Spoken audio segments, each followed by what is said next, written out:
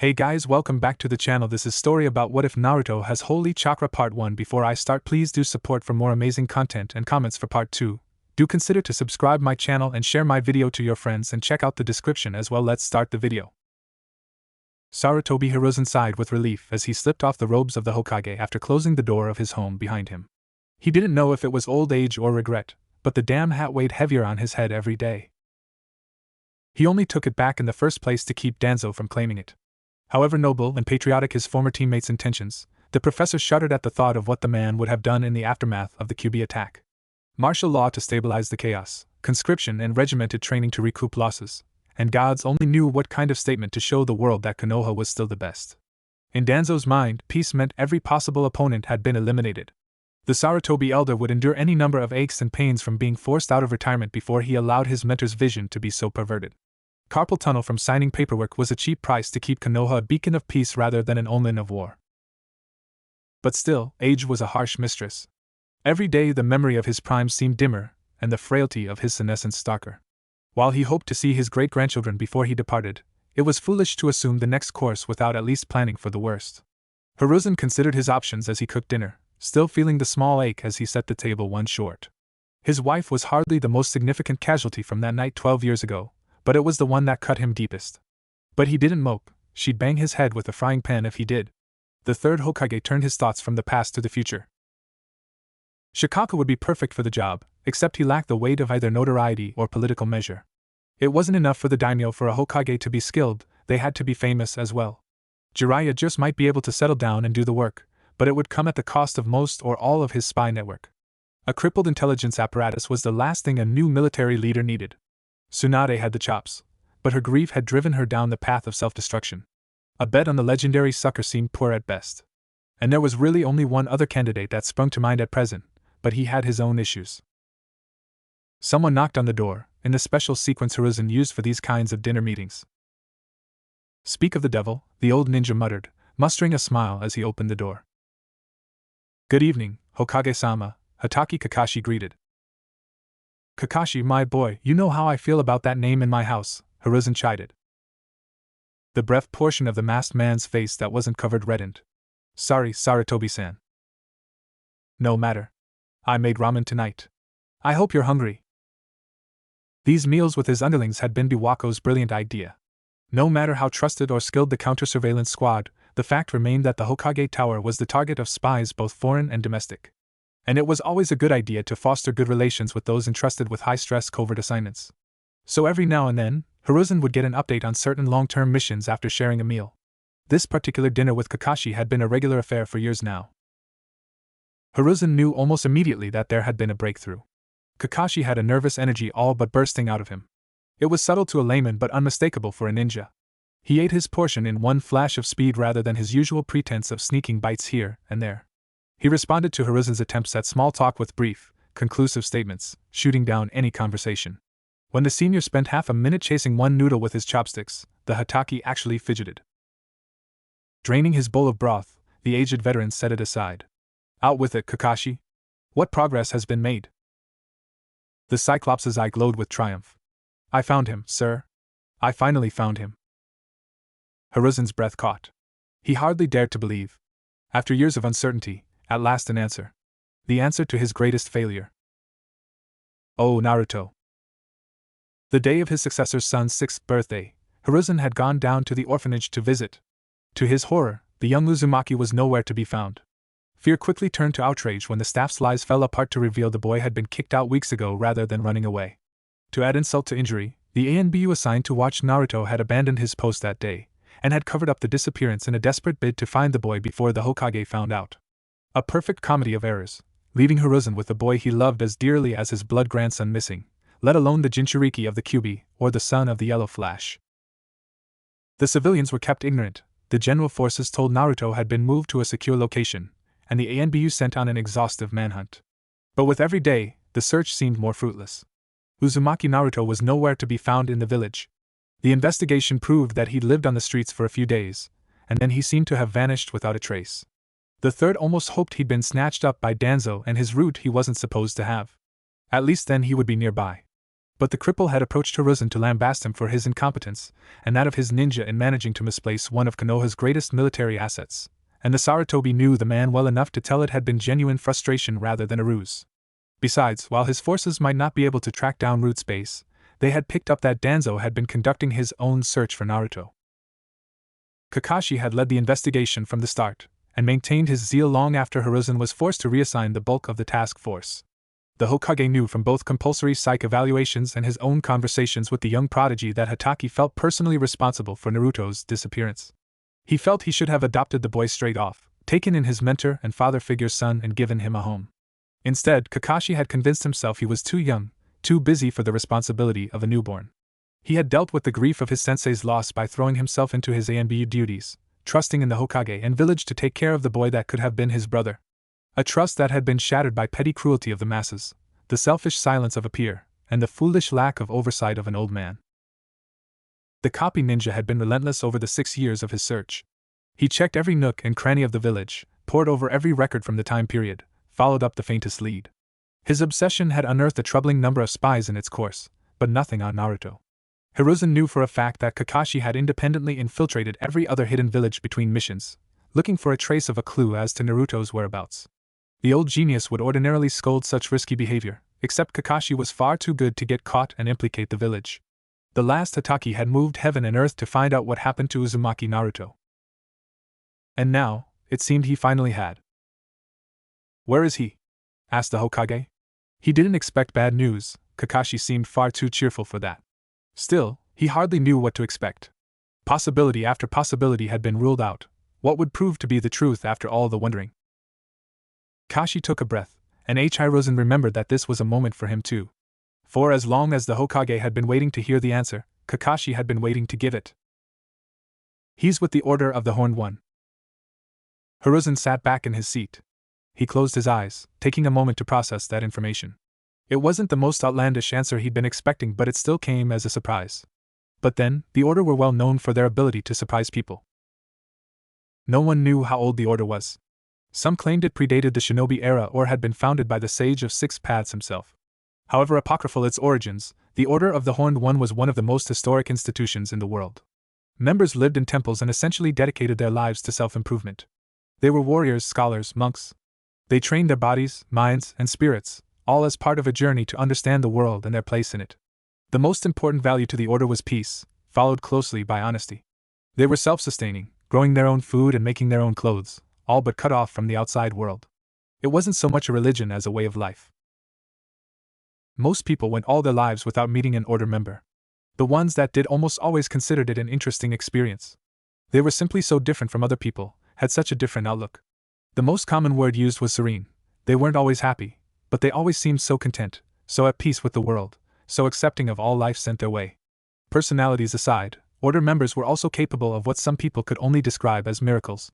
Order members traveling the world had been known to stop natural disasters, solve unsolvable problems, end century-long conflicts. The Master Erasure made it rain in the Valley of Dust for the first time in 5 generations. Kadu the Benevolent stopped in a village suffering from a plague and wound up developing a vaccine that eradicated the disease worldwide.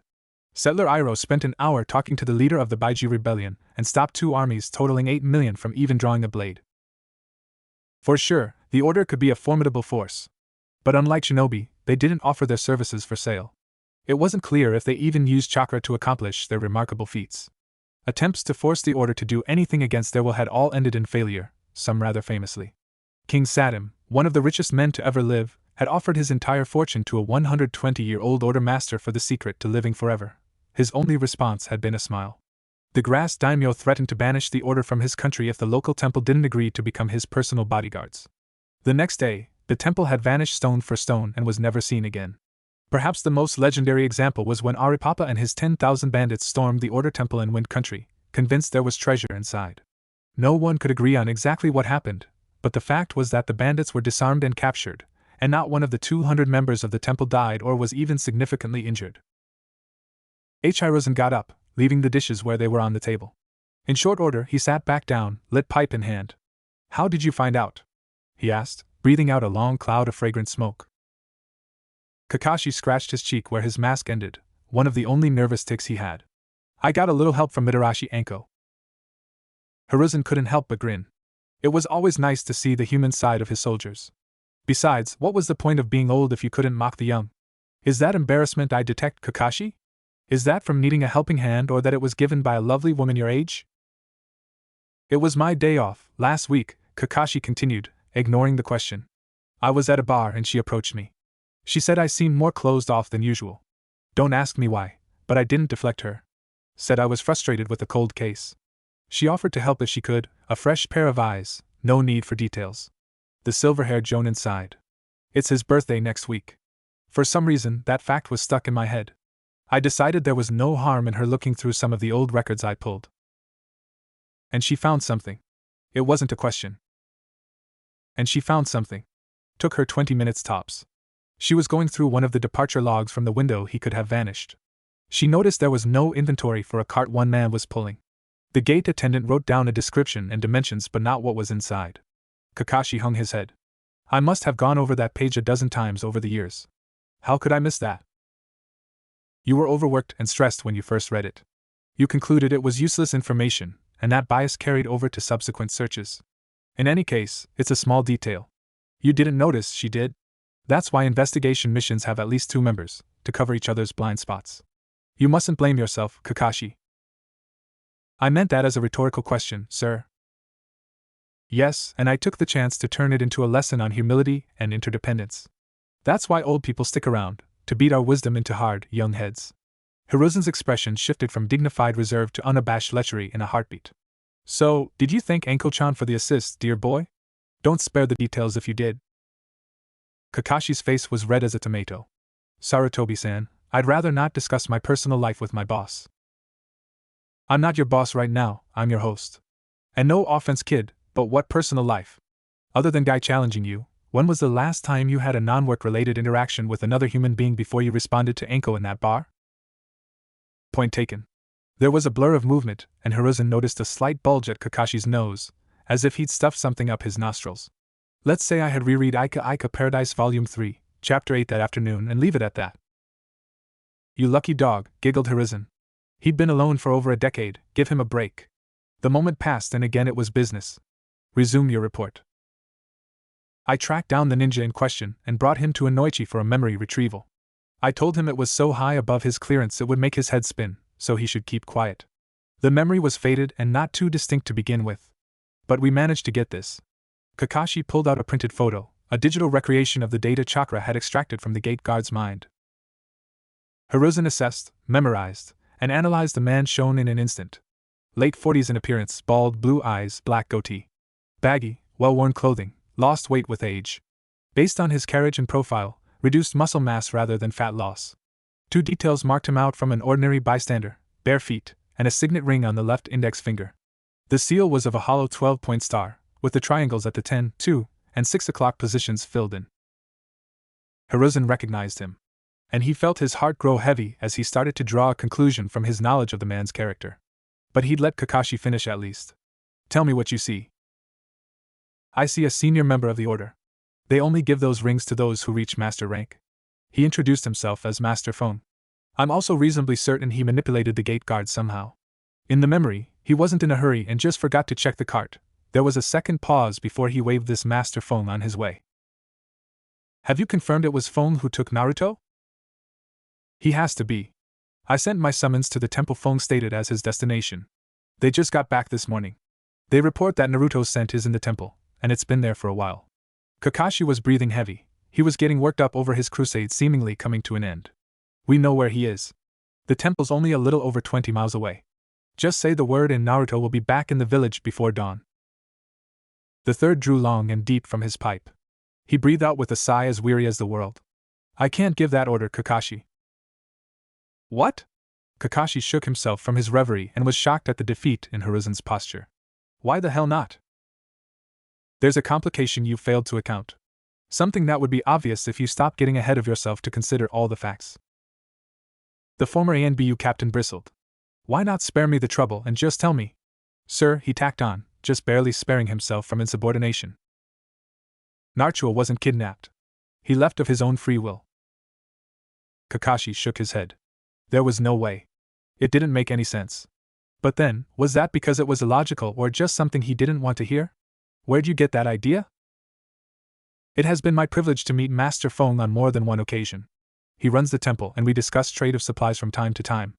I don't hesitate to call him one of the best men I have ever known. He's as smart as me, a great leader, and above all a good person. He would never do anything to anyone without their consent. Whether he turned a blind eye to Naruto sneaking into his cart, or put the boy there himself, he did so under the belief it was what Naruto wanted. I would stake my life on that. Kakashi felt his stomach start to sink.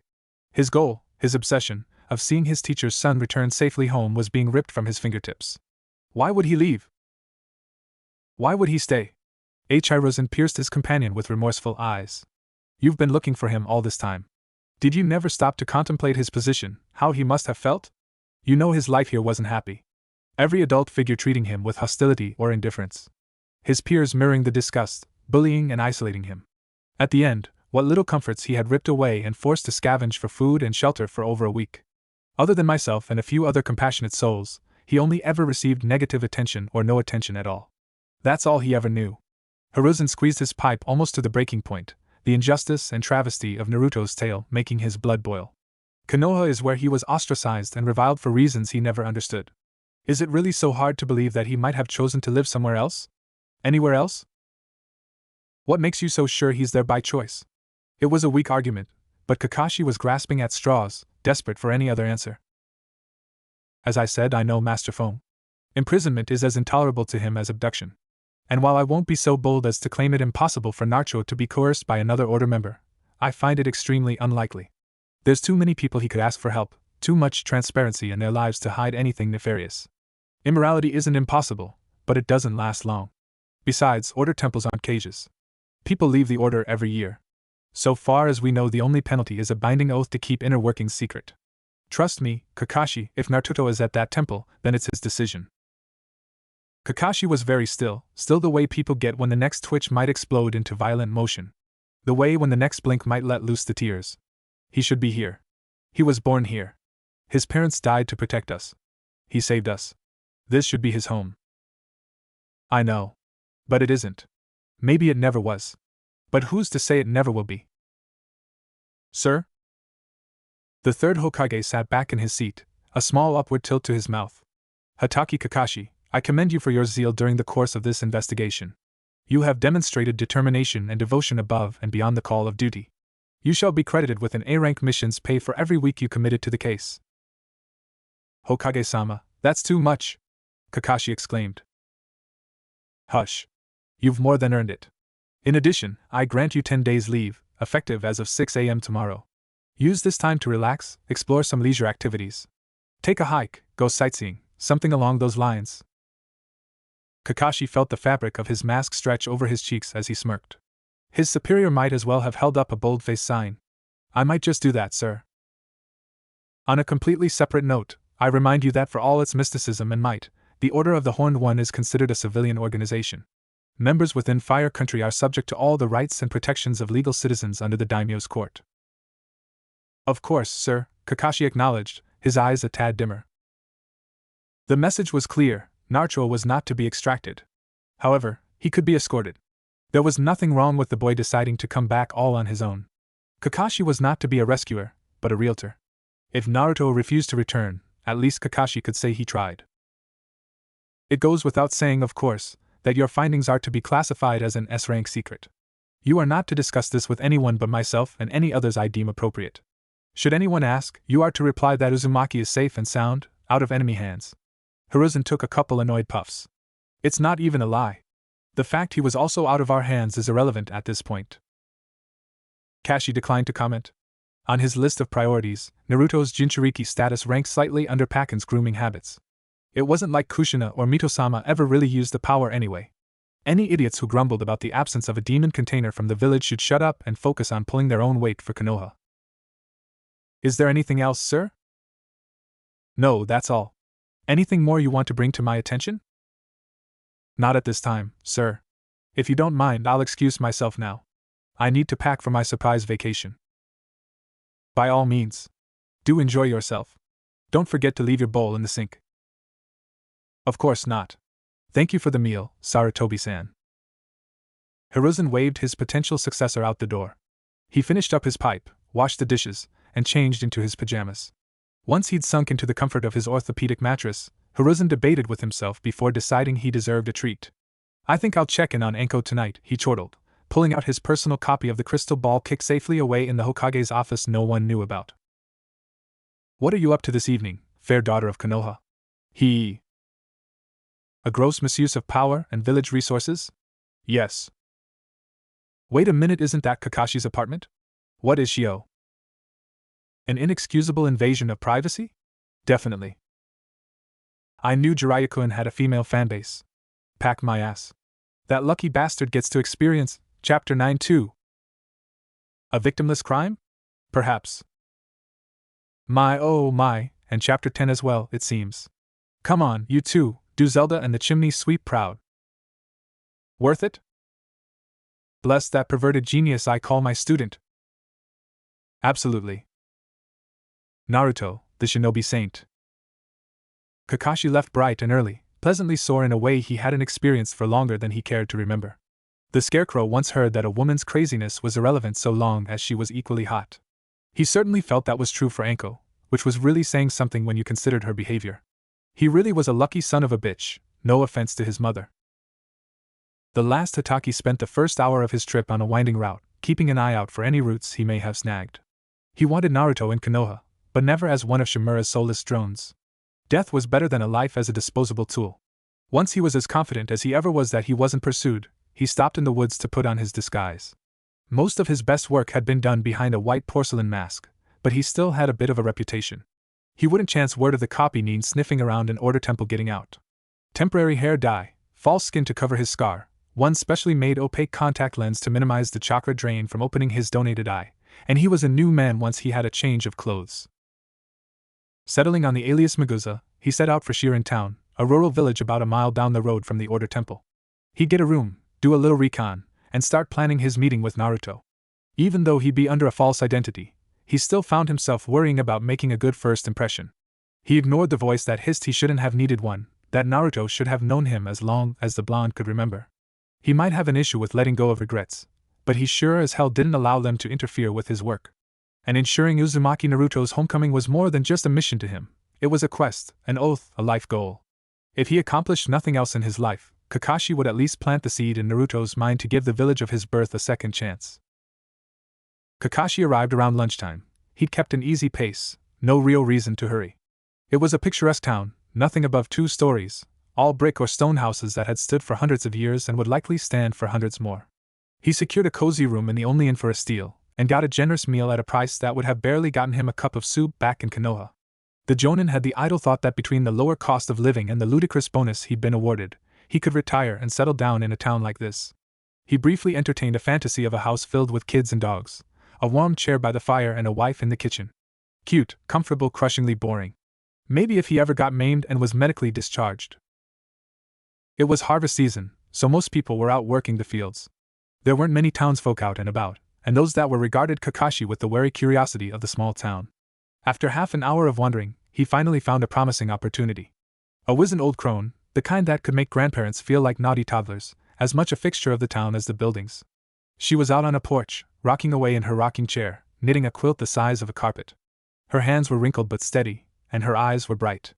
Kakashi went with his gut and approached. Good afternoon, Obasama. You look like you know a story or two, he said, doling out the charm. And you look like someone hankering for a story. You must be traveling. I've lived here all my life and I've never seen your face. What brings you around these parts? Oh, you know. I've been a city boy all my life. Figured I should take some time off work, visit the country, relax and get some fresh air out in the middle of nowhere.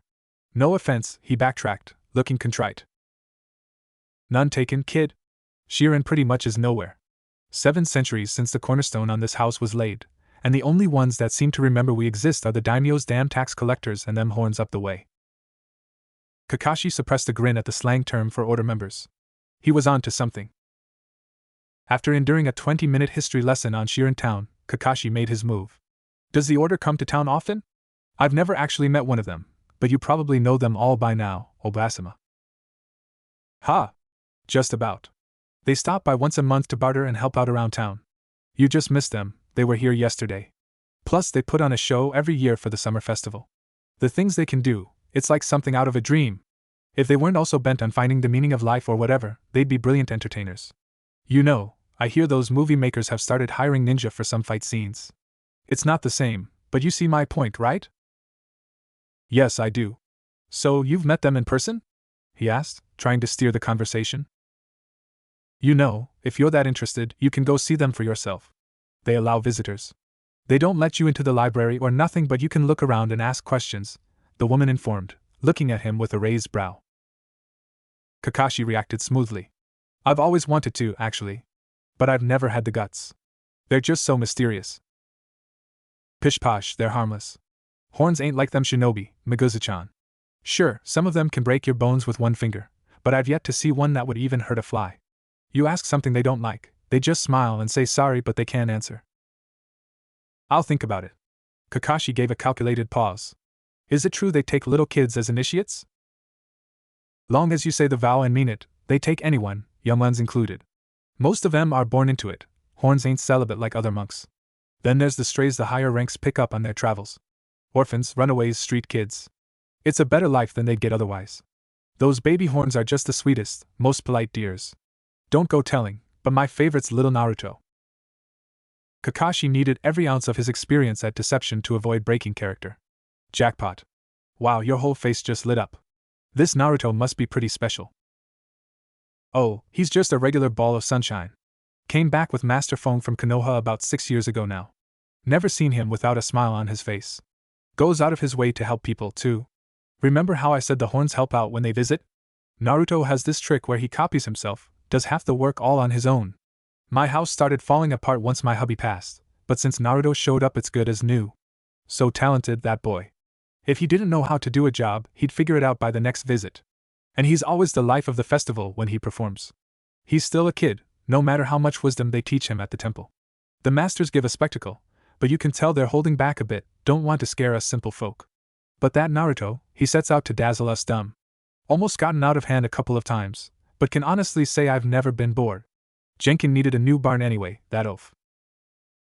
Now this I have to hear, Kakashi encouraged, eagerly drinking up all the information he could get about the boy he might have raised in another life. He was already impressed. Physical clones at 11 was no mean feat. It was an accident, really. Jenkin made a much bigger fuss than he had any right to. Loves the sound of his own voice, that one. Anyway, it was last year's festival. Now, horns are all pacifists, but they know how to use chakra and jutsu like shinobi do.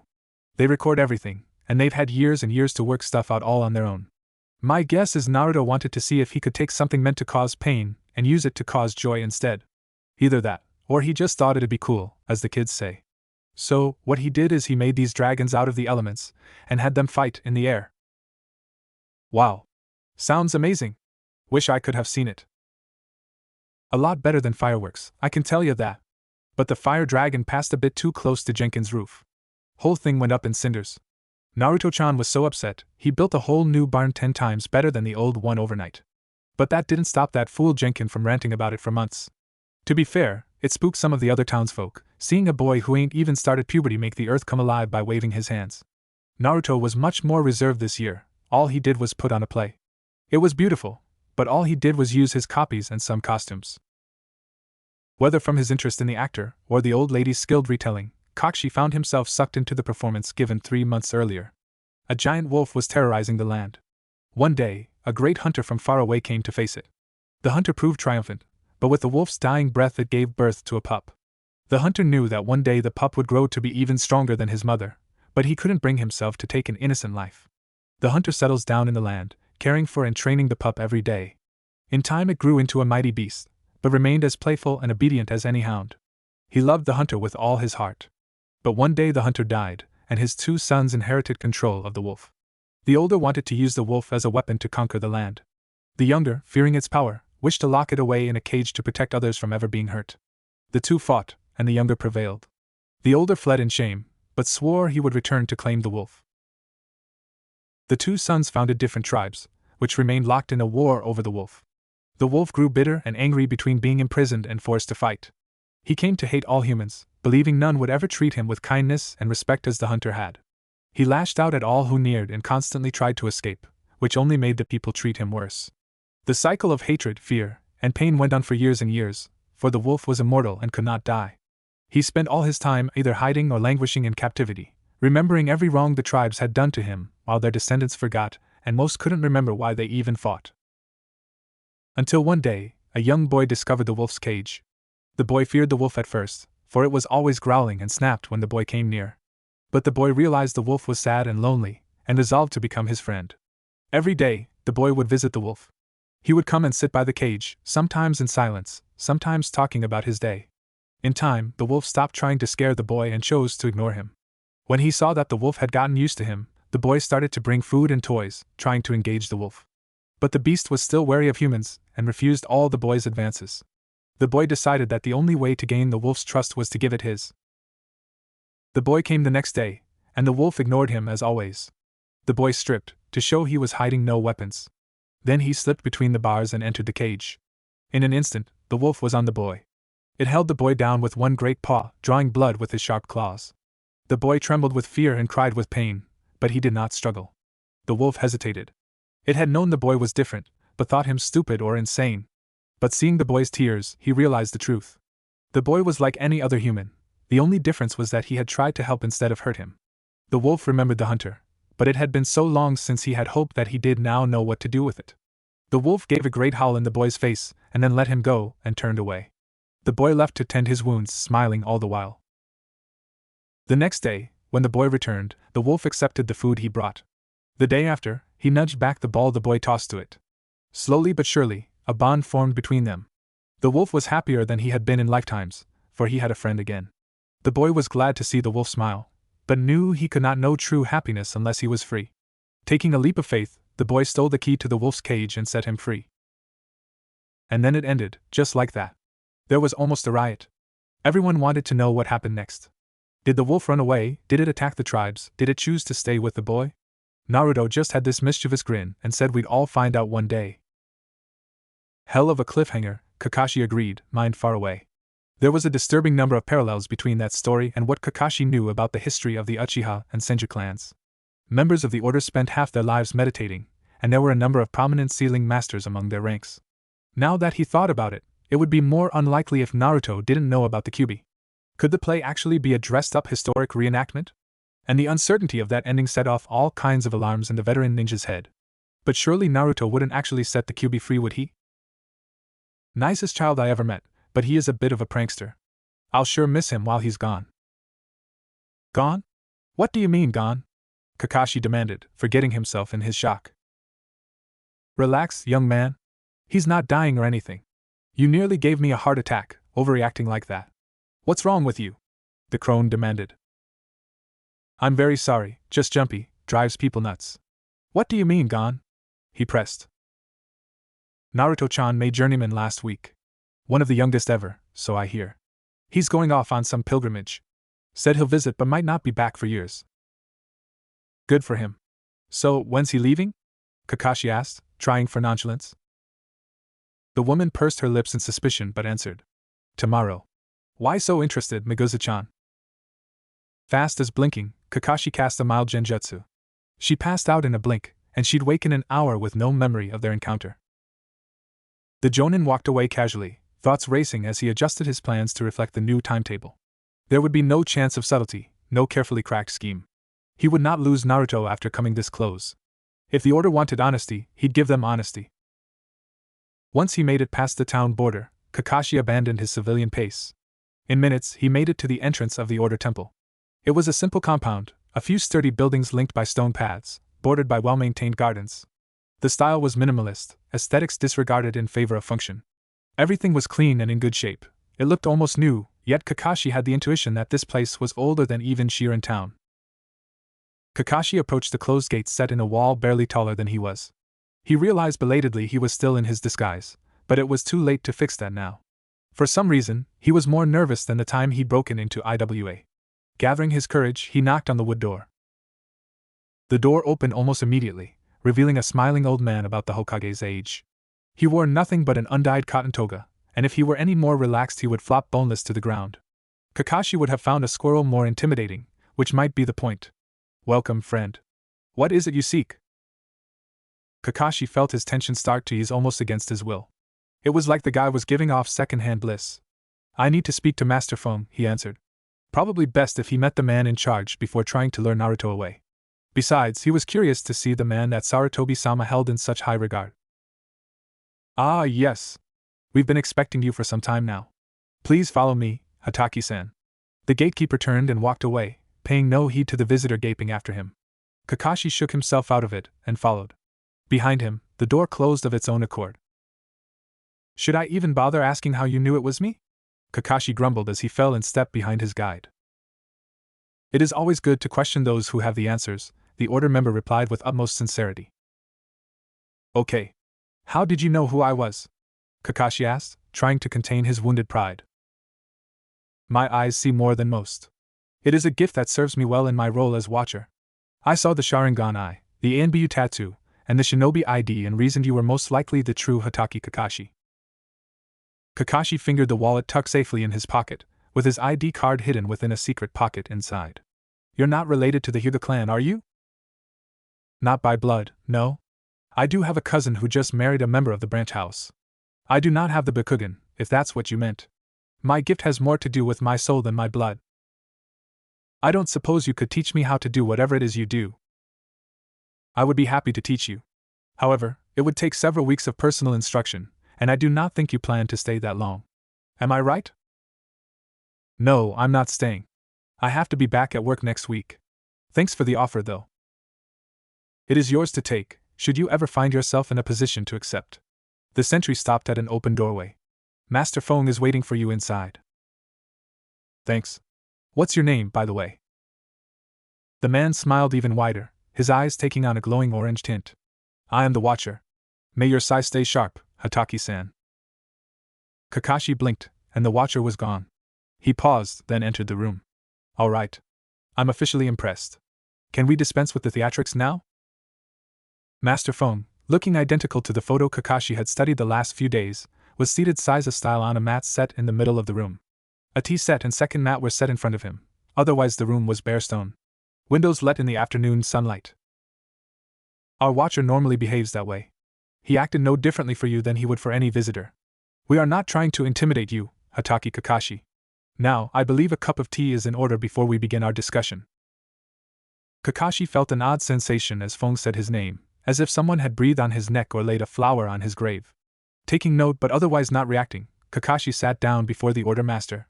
It still felt odd to be unmasked and yet recognized, vulnerable in a way that made him uncomfortable in a way he couldn't really describe. He only wore the make in the first place because it was a Hataki clan tradition. He wasn't self-conscious about his looks or anything. Shaking such idle thoughts away, Kakashi accepted the cup Feng offered him. The lack of any alarming sense in Feng's ease in drinking his own cup prompted Kakashi to take a sip. He had to stop himself from grimacing. It tastes quite bad, I know. But it had many health benefits. Those of us who drink this blend have not suffered so much as a common cold since we started, Feng stated, draining his cup with a blank expression. Kakashi set his cup aside. No offense, but I'll take my chances. None taken. Feng set his cup down and met Kakashi's gaze. His eyes betrayed nothing but calm contemplation. You know who I am, by Sarutobi Hiruzen's generous words if nothing else. I know who you are, by reputation and my own observations since you entered this temple. You have many questions for me, and I have but one for you. If you agree to answer my question honestly, then I shall answer yours as well as I can. Will you hear my question? Kakashi tensed at the reference to the Hokage, but picked up on nothing else even remotely threatening. Reminding himself of what was at stake, Kakashi squared his shoulders. Fair enough. Ask away. Very well. Answer me this, Hataki Kakashi. Feng breathed in, and Kakashi was struck by a sense of stillness, as if the world had paused to witness this moment. Do you care about Uzumaki Naruto's happiness? Despite himself, Kakashi found himself hesitating. His reflexive yes was held back, a gut feeling saying that it would be Ali, or not the whole truth.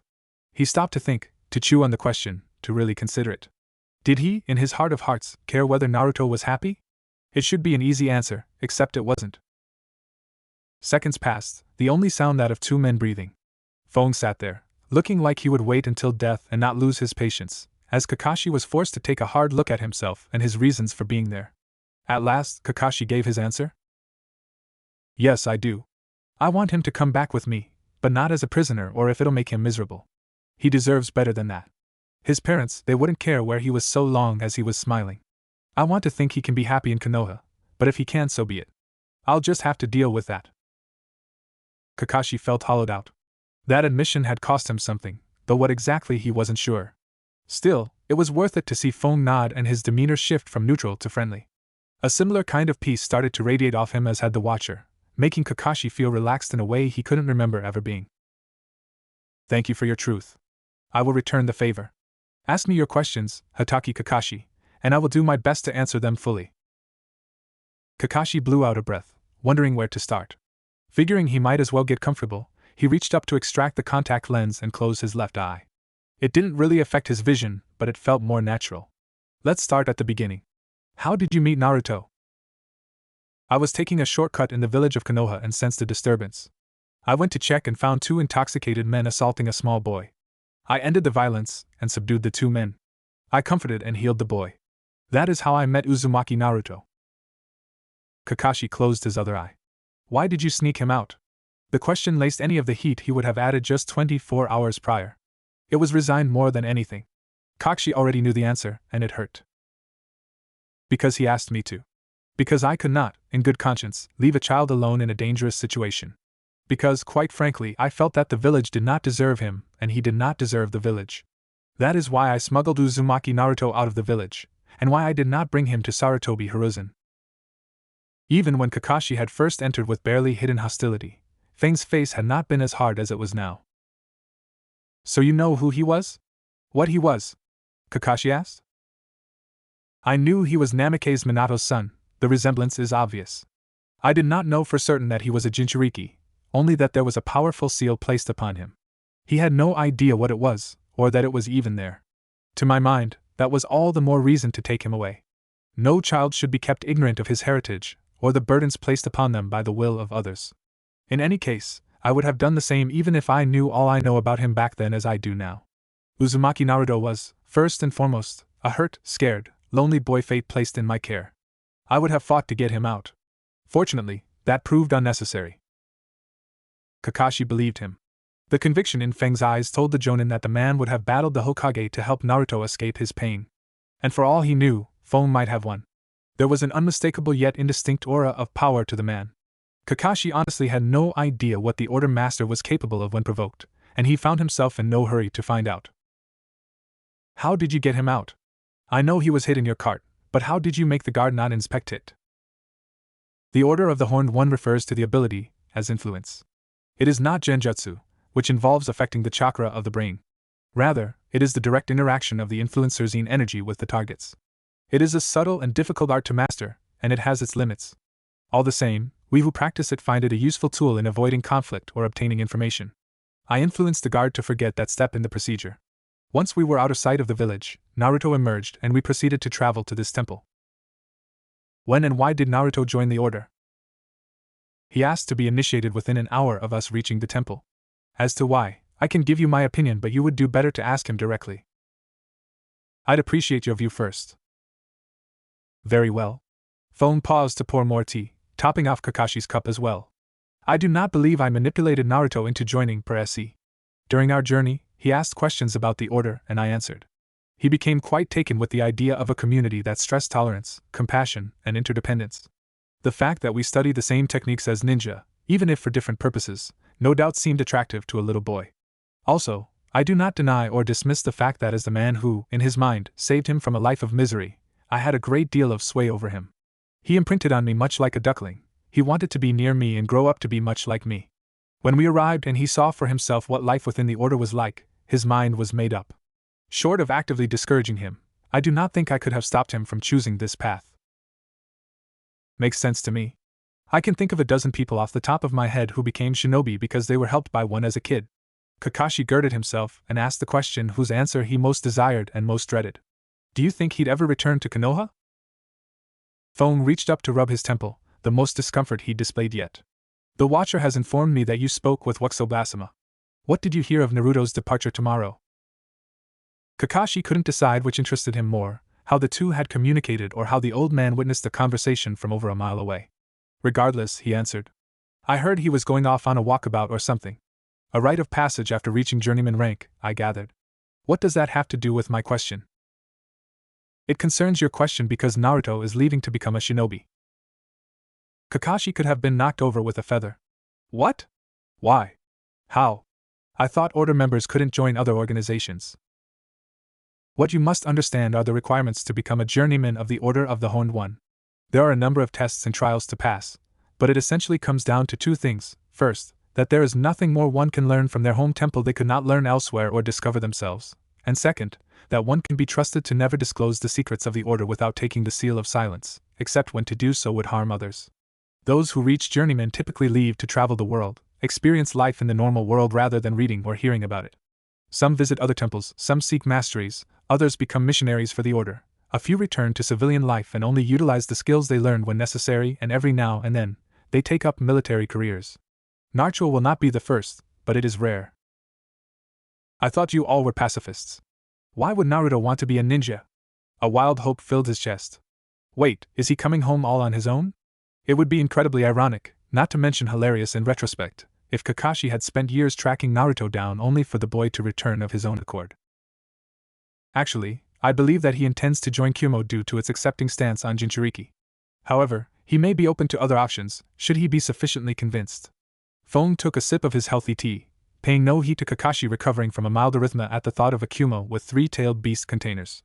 As for his desire to be a shinobi at all, I again can only speculate.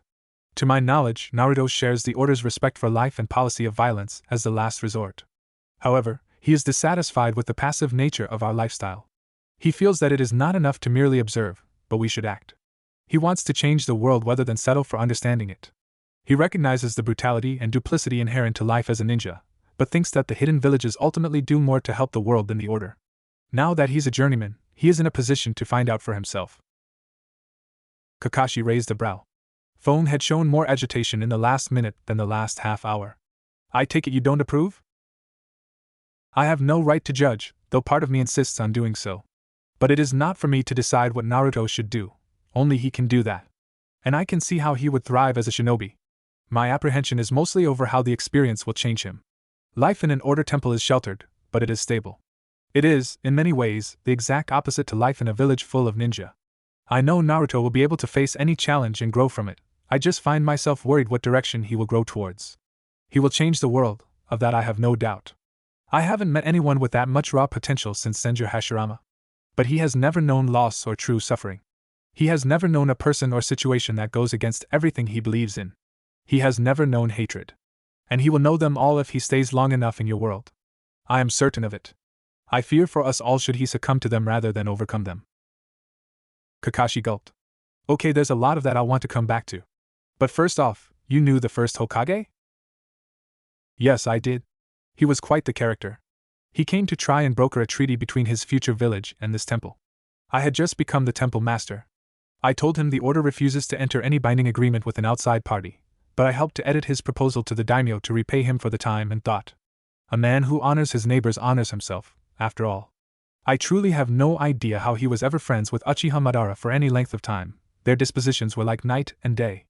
Anyway, he seemed to think my help went a long way in helping to found his village.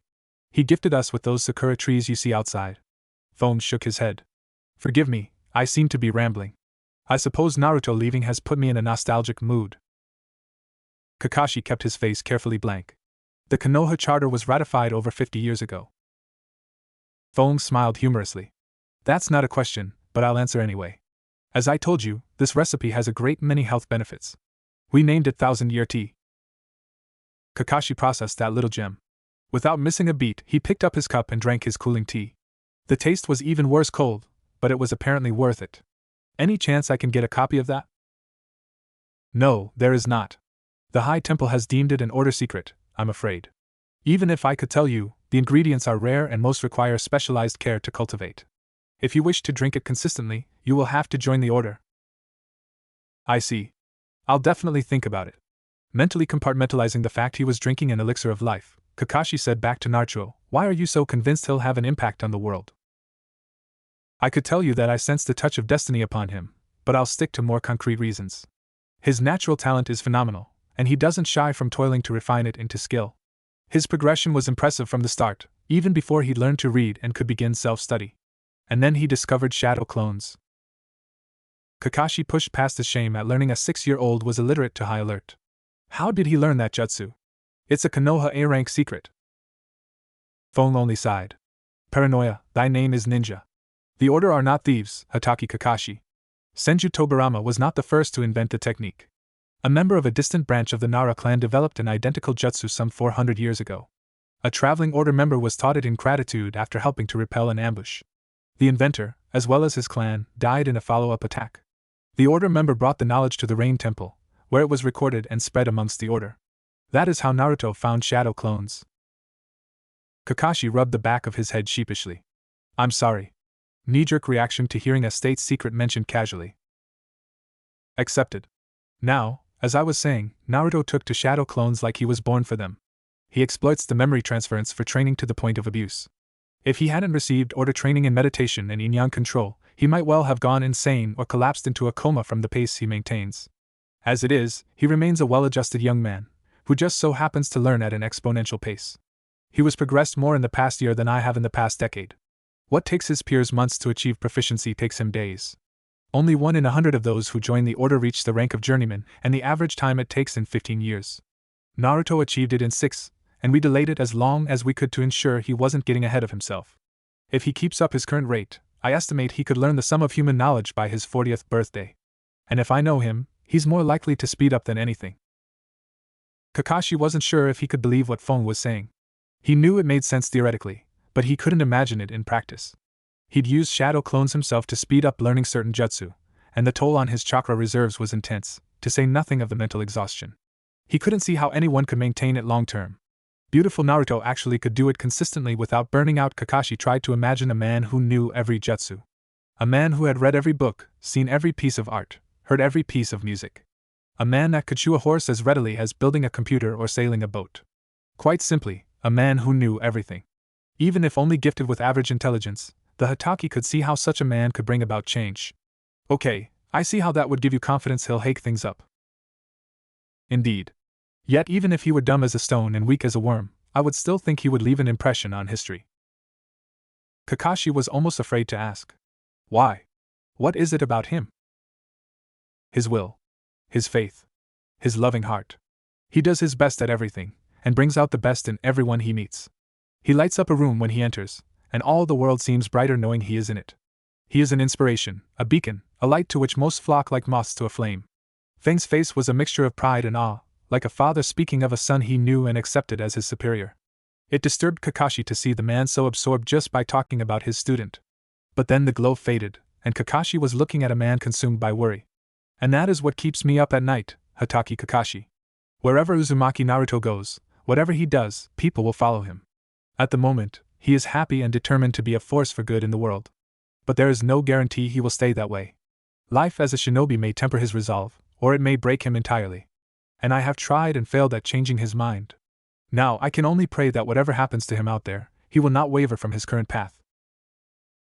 Kakashi grinned, and it was much more effective when it wasn't covered up. If he's anything like his mom or dad, he'll be too stubborn to even think about it. Fong did not reply, but his bearing returned to one of peaceful contentment. We shall see. Now, we eat early in this temple and visitors are not permitted to stay for dinner. If you want to have a chance to meet Naruto and extol the virtues of Konoha, then your next question should be your last. Kakashi blinked and realized the sun was shining at a different angle. His mind scrambled, unsure whether he wanted this final answer out of the way or dragged out. Remembering his distress near the end of his talk with Waksa, he asked what is Naruto's relationship with the Kyuubi. Fong shook his head. That is for Naruto to tell you. I refuse to disclose details on something that personal. I will say that the play Naruto put on last solstice was heavily based on his own interactions with his guest. Kakashi shrugged, though he was not nearly at ease as the gesture would suggest. Okay then. Thank you for meeting me, Master Fong. Kakashi braced himself. May I see Naruto now? Feng's mouth quirked. He looked over at the door. You may come in now, Uzumaki Naruto. You wish to see me, Master Fong? Came the tenor voice of a child. Kakashi turned his head, half in denial that this moment had finally come. He finally got to meet his target, his obsession, his sensei's legacy. His left eye opened unconsciously. His first impression was of color. Naruto wore an identical toga as the Watcher, except it was the bright orange of a summer sunset or tangerine. His skin was the golden brown of a natural tan darkened by years out in the sun. His hair hung to his hips in a riotous mane of spikes, yellow as the petals of a sunflower. It was his eyes that stood out most though, blue as the southern seas, almost seeming to glow with an inner radiance. Other details began to filter in. While he had gotten his father's coloring, Naruto clearly took after his mother in terms of looks. 3 black lines stood out on each cheek, the mark of what was imprisoned within him. He carried himself with the grace of a martial artist, and for a boy on the verge of turning 12, he was ripped. The only kid Kakashi had ever seen with muscle development like that was Guy's new disciple, and there was just something wrong with that boy. Fong hadn't been kidding when he said Naruto wasn't afraid of hard work. He exuded an aura like the other 2 order members Kakashi had met, but it was tangibly different. Rather than filling him with a soporific sense of peace, Kakashi felt a buzz, as if he had received a jolt of pure energy, and the world was wide open with opportunities to go use it. Even standing still, Naruto gave off a restless energy, as if he would rather be out doing something, anything, than simply staying in place. And his chakra reserves were enough to make Kakashi want to back away in frightened awe. Kakashi knew that, in all modesty, he was one of the strongest ninja in Konoha. He'd been a child prodigy, and he hadn't allowed himself to stall or burn out. He would admit to some complacency after the Kyuubi attack, but his search for Naruto had kicked him into overdrive. His chakra reserves were currently around that of Minato-sensei the day he died, if not even higher. Naruto had more. A lot more. At least 10 times more. And it shone with an intensity Kakashi had never seen before, as if other men's chakra was raw ore and Naruto's a polished jewel. It burned within, throughout, and around him, blazing like a bonfire and yet calm and gentle as a candle. Kakashi knew next to nothing about the boy, no, the young man, but one thing was now seared into his brain: in terms of sheer energy, Uzumaki Naruto was the most powerful human being he'd met. Kakashi closed his eye, blocking off the sight of that enormous well of chakra hidden in the Namake's scion. Naruto looked at Kakashi with an unreadable expression. Wordlessly, he walked over to Fong, who offered his open palm. They clasped hands, and Kakashi was somehow certain that they were exchanging information wordlessly somehow. It lasted just a bit longer than a standard handshake, and then both let go. "I shall take my leave," Fong said, standing up in a move elegant in its ease. "Please give my regards to Sarutobi Hiruzen, Hatake Kakashi, and remind him that he will always be welcome in the walls of the order. May peace live in your heart." With that parting blessing, Fong walked out the door, leaving Kakashi alone with the object of his deepest shame and deepest hope. Naruto took a seat on the mat Fong had vacated. He poured himself a cup of 1,000-year tea. It came from the pot cool, but Kakashi noticed that it was steaming by the time it reached Naruto's lips. Such nonchalant use of fire nature chakra, he assumed, in lieu of some secret order trick, drove home the impression his Sharingan had given: this was no ordinary 11-year-old. "I know you're Kakashi," Naruto said, absent any warning. "I know you were my father's student. I know that Hokage assigned you to find me. I know that you've tried very hard to do so for years. Master Fong tested you and you passed, but before we speak, I ask that you take my test. Do you consent?" Kakashi felt chills run up his spine. He found himself in the unpleasant situation of being at the mercy of someone he wasn't sure he could take on and win in a fight. Naruto wasn't giving off killing intent or really any hostility, but there was ice in those eyes. All those years of searching, thinking of Naruto as a helpless child, and now to discover he was anything but. Reminding himself of why he was there, Kakashi pushed past his unease. "Yes, I do." "Then answer me this. Who did you come here for? Was it your target? Your sensei's heir? The Kyuubi container? Or did you come for me, Naruto the person?" Naruto's face could have been carved from stone. Kakashi saw a boy with Kushina's face and Minato's eyes looking at him with guarded caution and could not help but weep. "I'm sorry," he said, keeping his voice steady through the tears he did not try to stop. "I wish I could say I came for you, but I didn't. I came here for my mission, my guilt, for the legacy of the Fourth. It wasn't until last night that I even stopped to think of you as a person and not just a hostage or object. You were the treasured item stolen away I had to retrieve. My search was never about you. It was about me, about making up for my mistake in not being part of your life. I'm so sorry, but that's the truth. For what it's worth, I'll leave wishing we'd been close enough I'd come for you, Naruto." Naruto closed his eyes, seeming to meditate for a moment. When they opened, they shone with as much warmth as the sun, and the purest smile Kakashi had ever seen filled Naruto's face. If he weren't already, Kakashi would have cried at the sight. "I forgive you. Thank you for respecting me with a real answer.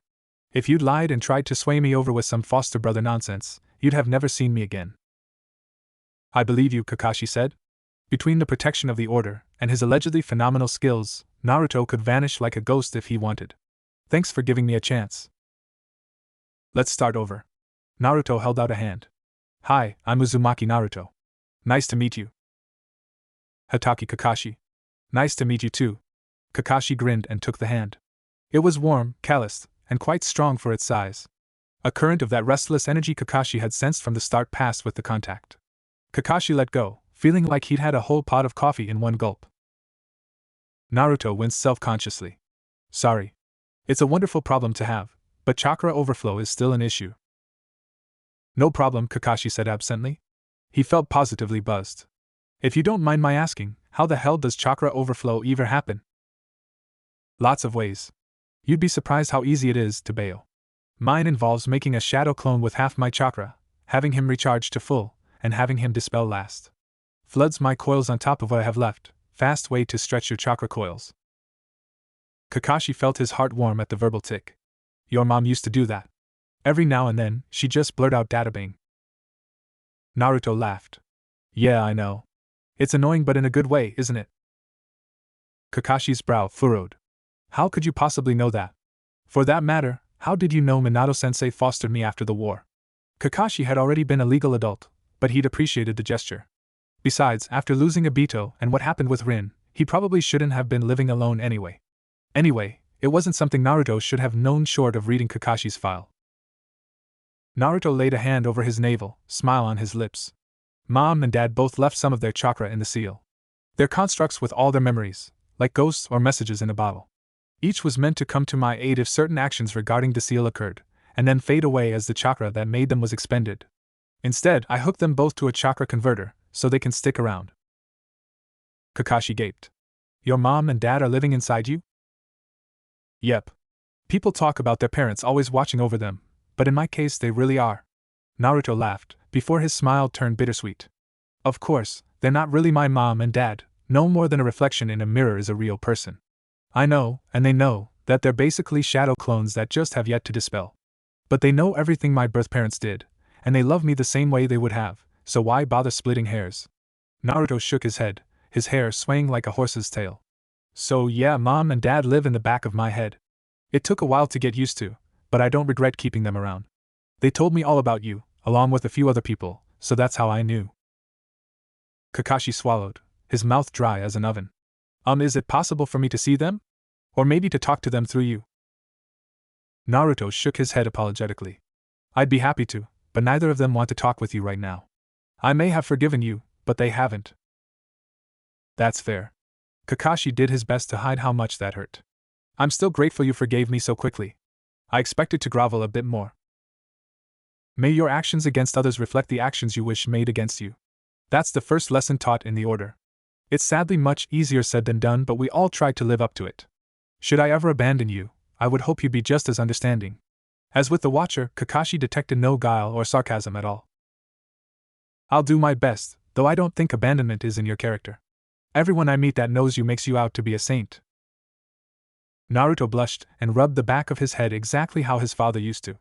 I just try to be a nice guy. Anyone else could do it too, Databao. Kakashi just smiled. He understood what Fong meant now.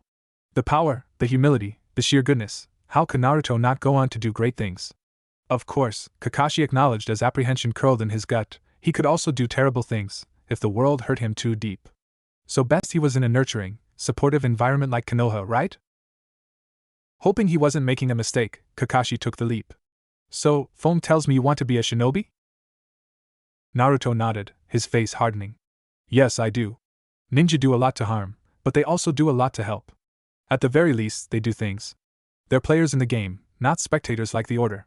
Life here is like being in a bubble. I understand why the High Temple forbade getting involved in outside affairs, I do.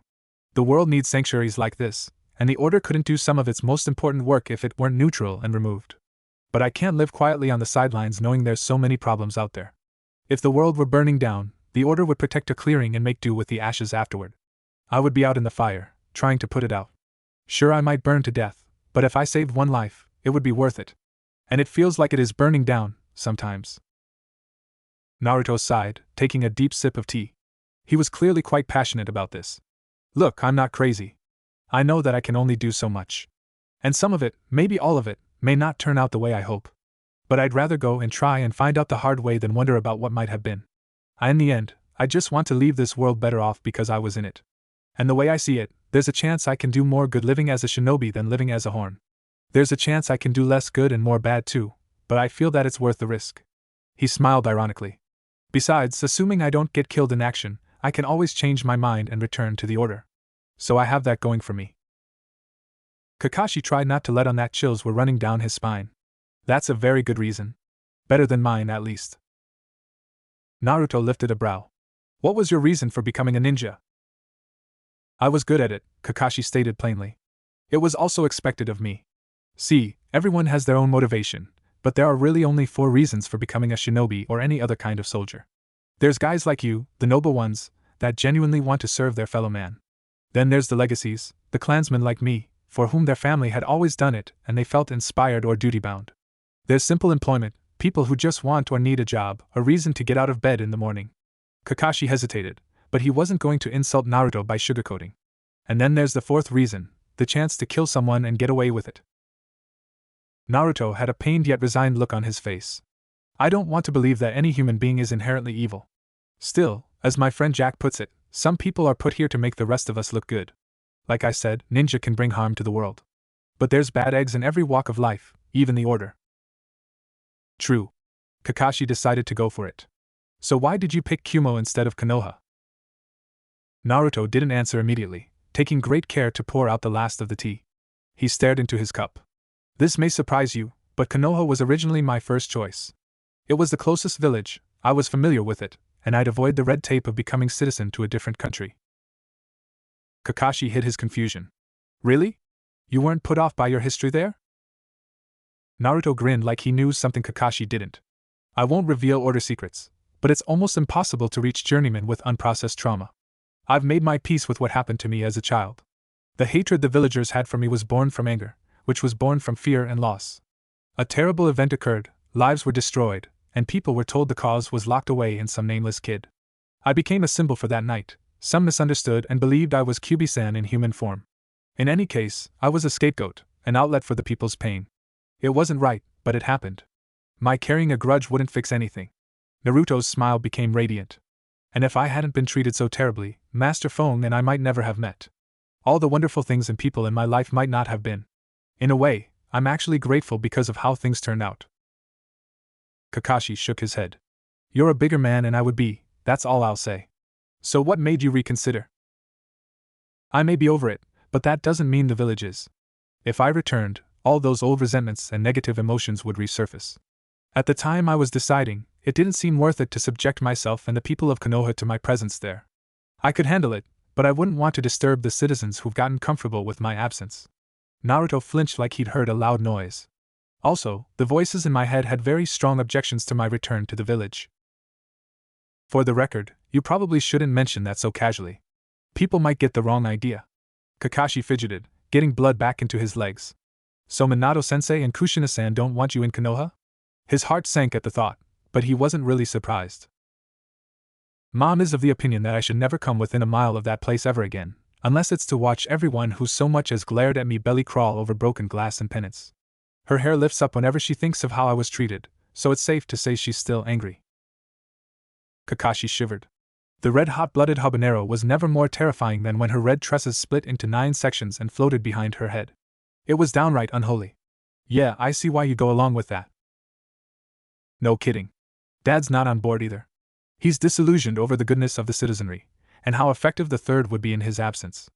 Also, he wants me far away from Shimura Danzo. That's another valid point. He wouldn't be so bold as to outright kidnap you, but you might vanish mysteriously on a mission. Of course, there's probably someone like that in Kumo, too, he tacked on in a token effort. He'd all but resigned himself to Naruto leaving for the other village. There are warmongers in every hidden village and every capital city.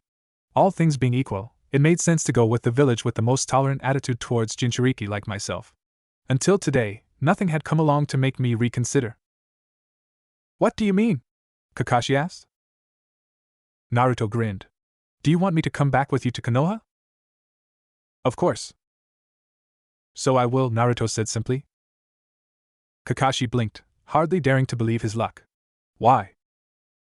Because I'd have no friends when I arrived in Kumo, or any other hidden village.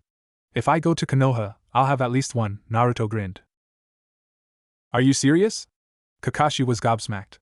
It couldn't possibly be that easy, could it? Naruto looked Kakashi straight in the eye. I will become a shinobi of Konoha. Mark my words, Databeo. Naruto opened his eyes and sat up, the first rays of dawn coming through the window of his room.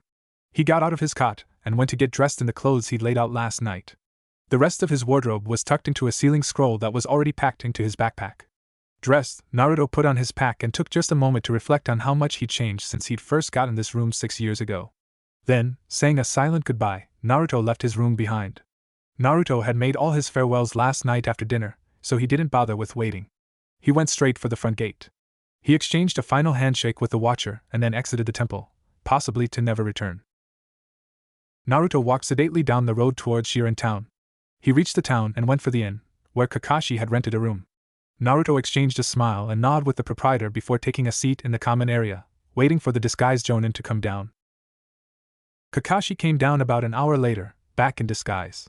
He walked up to Naruto, his eyes lighting up. Naruto was reminded that, as far as Kakashi was concerned, this was a monumental triumph. He was finally returning Naruto to Konoha, after over half a decade of exhaustive searching. Morning, Naruto. Morning, Maguza, Naruto said with an honest smile. Feel like breakfast here or at our destination? We're in no hurry.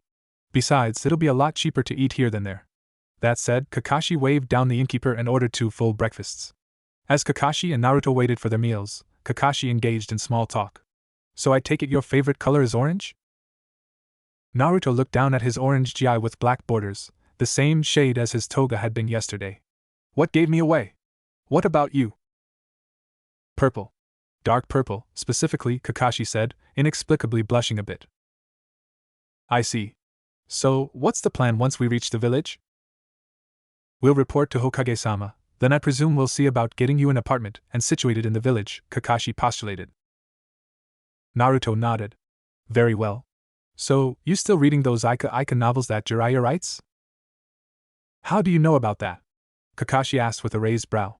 Naruto just tapped his temple, reminding Kakashi of their talk yesterday. Oh, right. Never mind. Yes, I am. They're excellent pieces of literature. I never read one. What's the ratio of porn to plot, on average? Naruto asked, betraying nothing but honest curiosity. You're a bit young to be reading them. Wait until you're 18, buy one, and find out for yourself, Kakashi countered. Naruto sighed. Fair enough. Though I would argue that age limits for certain pieces of literature and other media are arbitrary and pointless. Cry me a river, Kakashi said deadpan.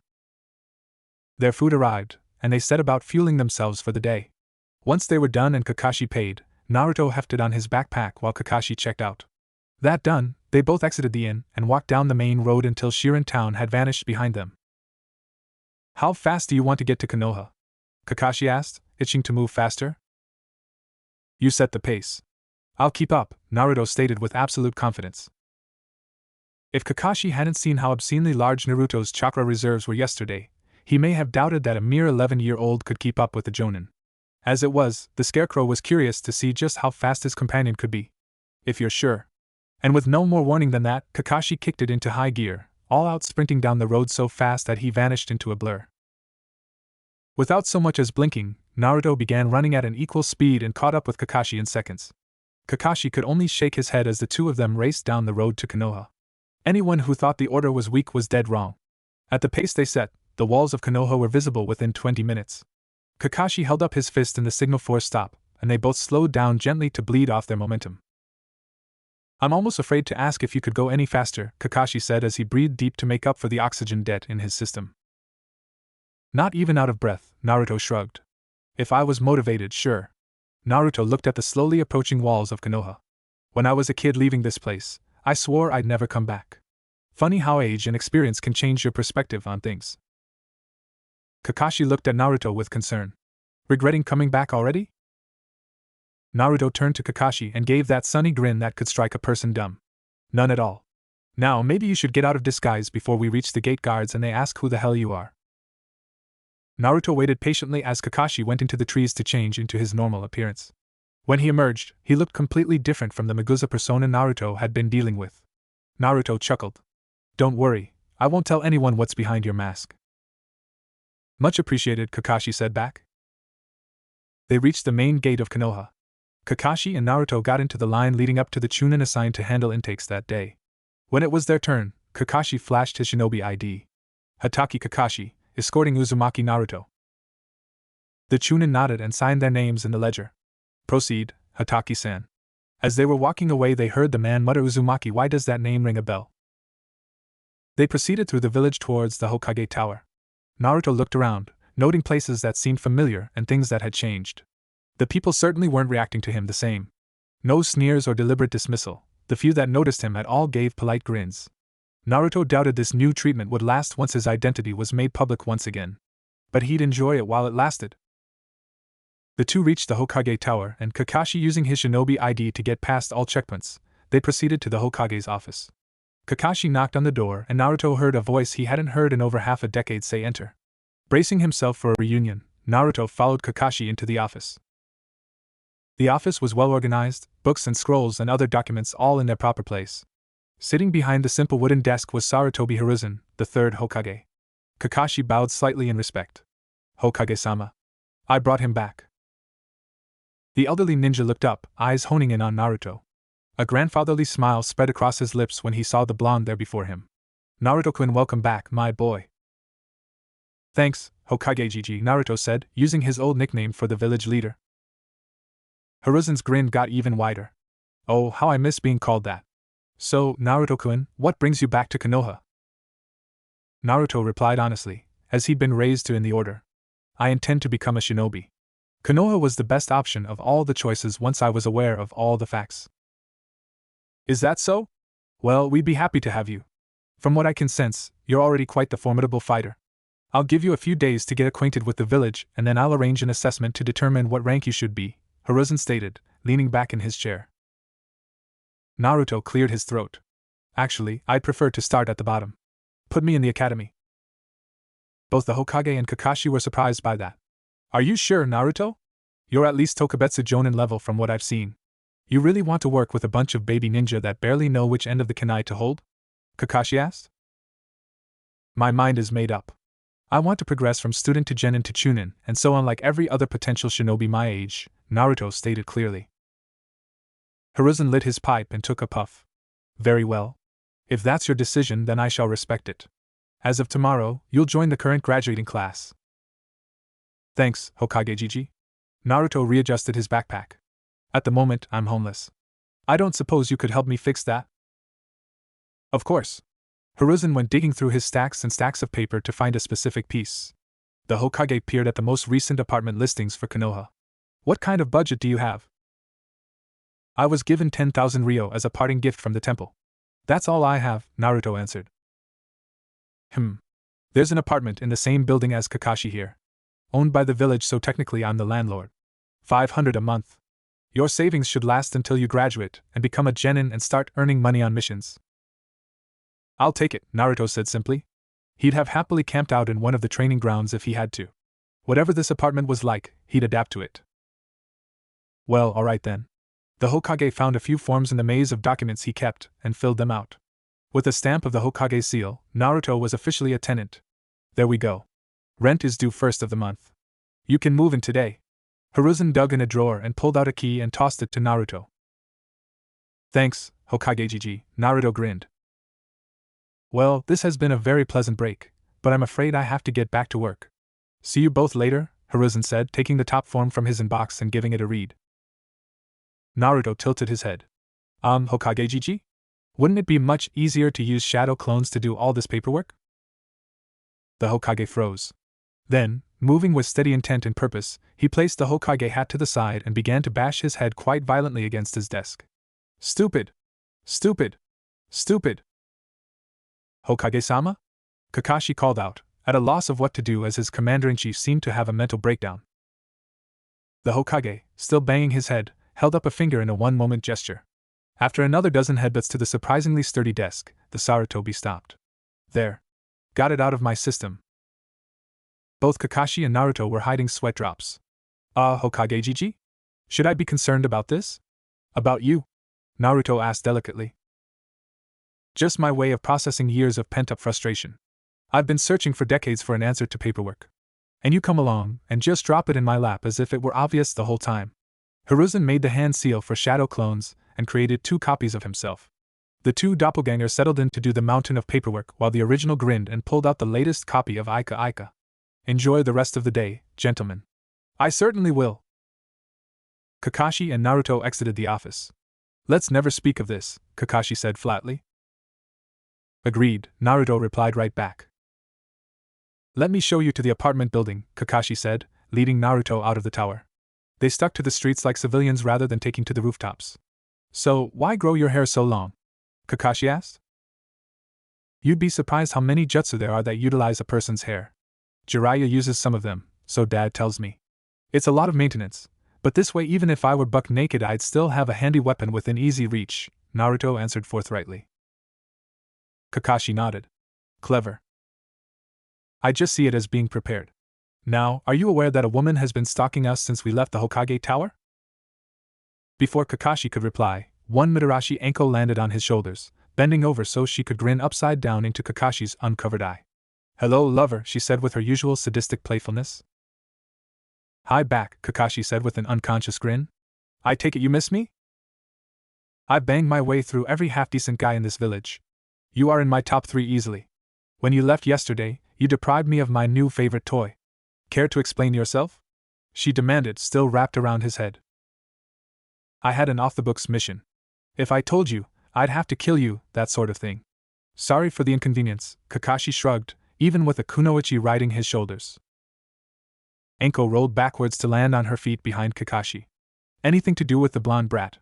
She asked, eyeing Naruto up and down and not seeming that impressed. Uzumaki Naruto. Pleased to meet you, Naruto said genuinely. Anko's eyes widened in recognition. Oh, I see. This is what that cold case was about, wasn't it? Indeed. And naturally the details of said cold case are considered an S-rank secret. So no blabbing, Kakashi said, holding up a finger to his lips. Anko shrugged. So we finally got back our secret weapon. What's the big deal? He's just 10 years old. I turn 12 next week. And let's hope the occasion never calls for me to go all out. There'd be quite a lot of property damage, Naruto said with a straight face. Kakashi gulped. Right. Anyway, Anko, I promised to show Naruto around town. So if you could just... Sure. I'd love to tag along. What's first on the docket? Anko grinned, hands on her hips. At a loss and seeing that Naruto didn't mind, Kakashi sighed. We were headed for his apartment. Lead the way, Kakashi, Anko said, informal as she was with everyone except the Hokage. The party of 3 went on towards the apartment complex where Naruto's new home was located. So what exactly is your relationship supposed to be? Naruto asked, looking between Anko and Kakashi. Kakashi coughed. We haven't actually sat down and tried to define it yet. Anko rolled her eyes. We've screwed twice. I intend to keep screwing him until he tells me to stop or I get bored. On the off chance he wants to mix in feelings and make it an actual relationship, I might be convinced to give it a try. Clear enough for you, kid? Yes, thank you, Anko-san, Naruto nodded, unfazed by her brazen language. They reached the door for Naruto's apartment. Naruto took the key the Hokage had given him and unlocked the door. The 3 entered to find an empty, aggressively medium-sized room, with 2 doors leading off into the bedroom and bathroom respectively. At least it had a window, though the view of a back alley wasn't particularly picturesque. Naruto walked in and surveyed the room. Well, it's not exactly the daimyo's palace. Still, it's clean.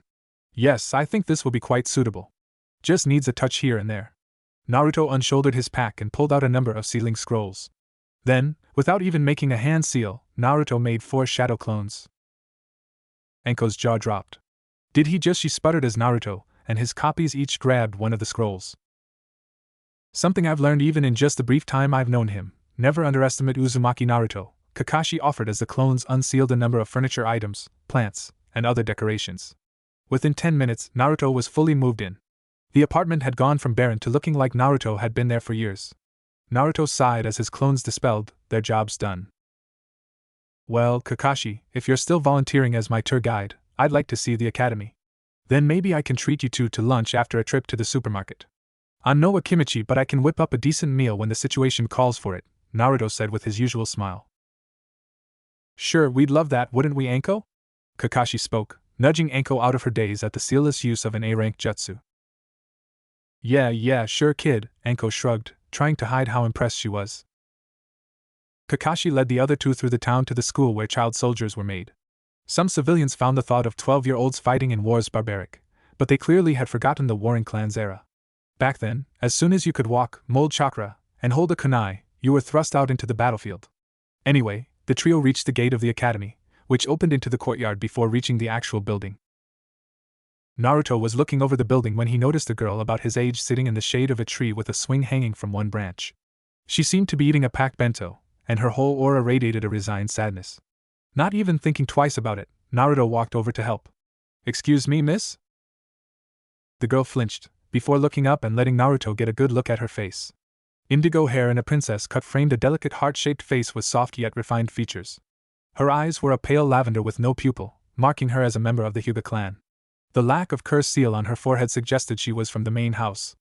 Naruto's order training let him see past the physical to divine more about her character. In an instant, he was resolved to become friends with this girl eating alone. Hello? Who are you? The girl asked, a stutter in her speech revealing itself. In a bold move, Naruto sat down next to her. I'm Uzumaki Naruto. I start classes here tomorrow. And who might you be? She eyed him with confusion, but she replied readily, Hyuga Hinata. Nice to meet you, Hinata-san, Naruto said with his usual good cheer. He held out his hand for a handshake. Still wary but well-trained in manners, Hinata went to take his hand. Nice to meet you, Naruto-san. They touched, and they moved their hand in the other's grip up and down a few times. Hinata inexplicably felt a rush of energy from the contact, as if Naruto's hand was a live wire feeding power directly into her system. For his part, Naruto focused more on how soft her skin felt against his. Naruto let go first, laying his hand on his thigh. So, why are you having lunch out here all alone? Naruto asked curiously. Hinata tried to ignore the goosebumps she'd gotten from something as simple as a handshake. No one wants to sit with me in the sea cafeteria. So I eat out here by myself. Naruto frowned. You don't have any friends to sit with? Not one? Hinata blushed and looked down. Some are intimidated by my clan. Some make fun of my SS stutter. The rest just think I'm weird. That's too bad. But hey, maybe we can help each other out. I don't have any friends here either. So how about we sit together tomorrow? Naruto asked enthusiastically. Hinata blinked. Are you serious? Sure. You need a friend, I need a friend. So let's just be friends already. Why not, right? Naruto unleashed his sunniest smile. If why you're sure, Hinata managed after a moment trying to process this spontaneous turn in fortune. Naruto's grin got softer but no less bright. Well, then I guess tomorrow's my lucky day. No matter what else happens, I'll get to have lunch with a pretty girl. Quick as a striking snake, Naruto grabbed her hand again, lifted it to his lips, and gently kissed the back. Placing her hand back down, Naruto stood up and began to walk away. Bye, Hinata-chan. Hinata felt like her face was set to explode from how much blood was rushing to it. Fire raced through her veins. Had that actually happened? Hinata felt lightheaded, and next thing she knew she was waking up to the lunch bell. She concluded in embarrassment that she'd fainted. But when she remembered why, she couldn't bring herself to care. A cute boy had kissed her. Just her hand, but still. And he called her pretty. Hinata spent the rest of the day with a dreamy smile on her face. Back with Naruto, he rejoined Kakashi and Anko and had them lead him to a supermarket so he could stock up on groceries and treat them to lunch. For a guy raised by monks, you're awfully smooth, Kakashi commented teasingly. And the Hyuga clan heiress to boot. Aren't afraid you've bit off more than you can chew, brat? Anko asked with a wicked tone. Bring it on. I'm going to marry that girl, Naruto said with a straight face.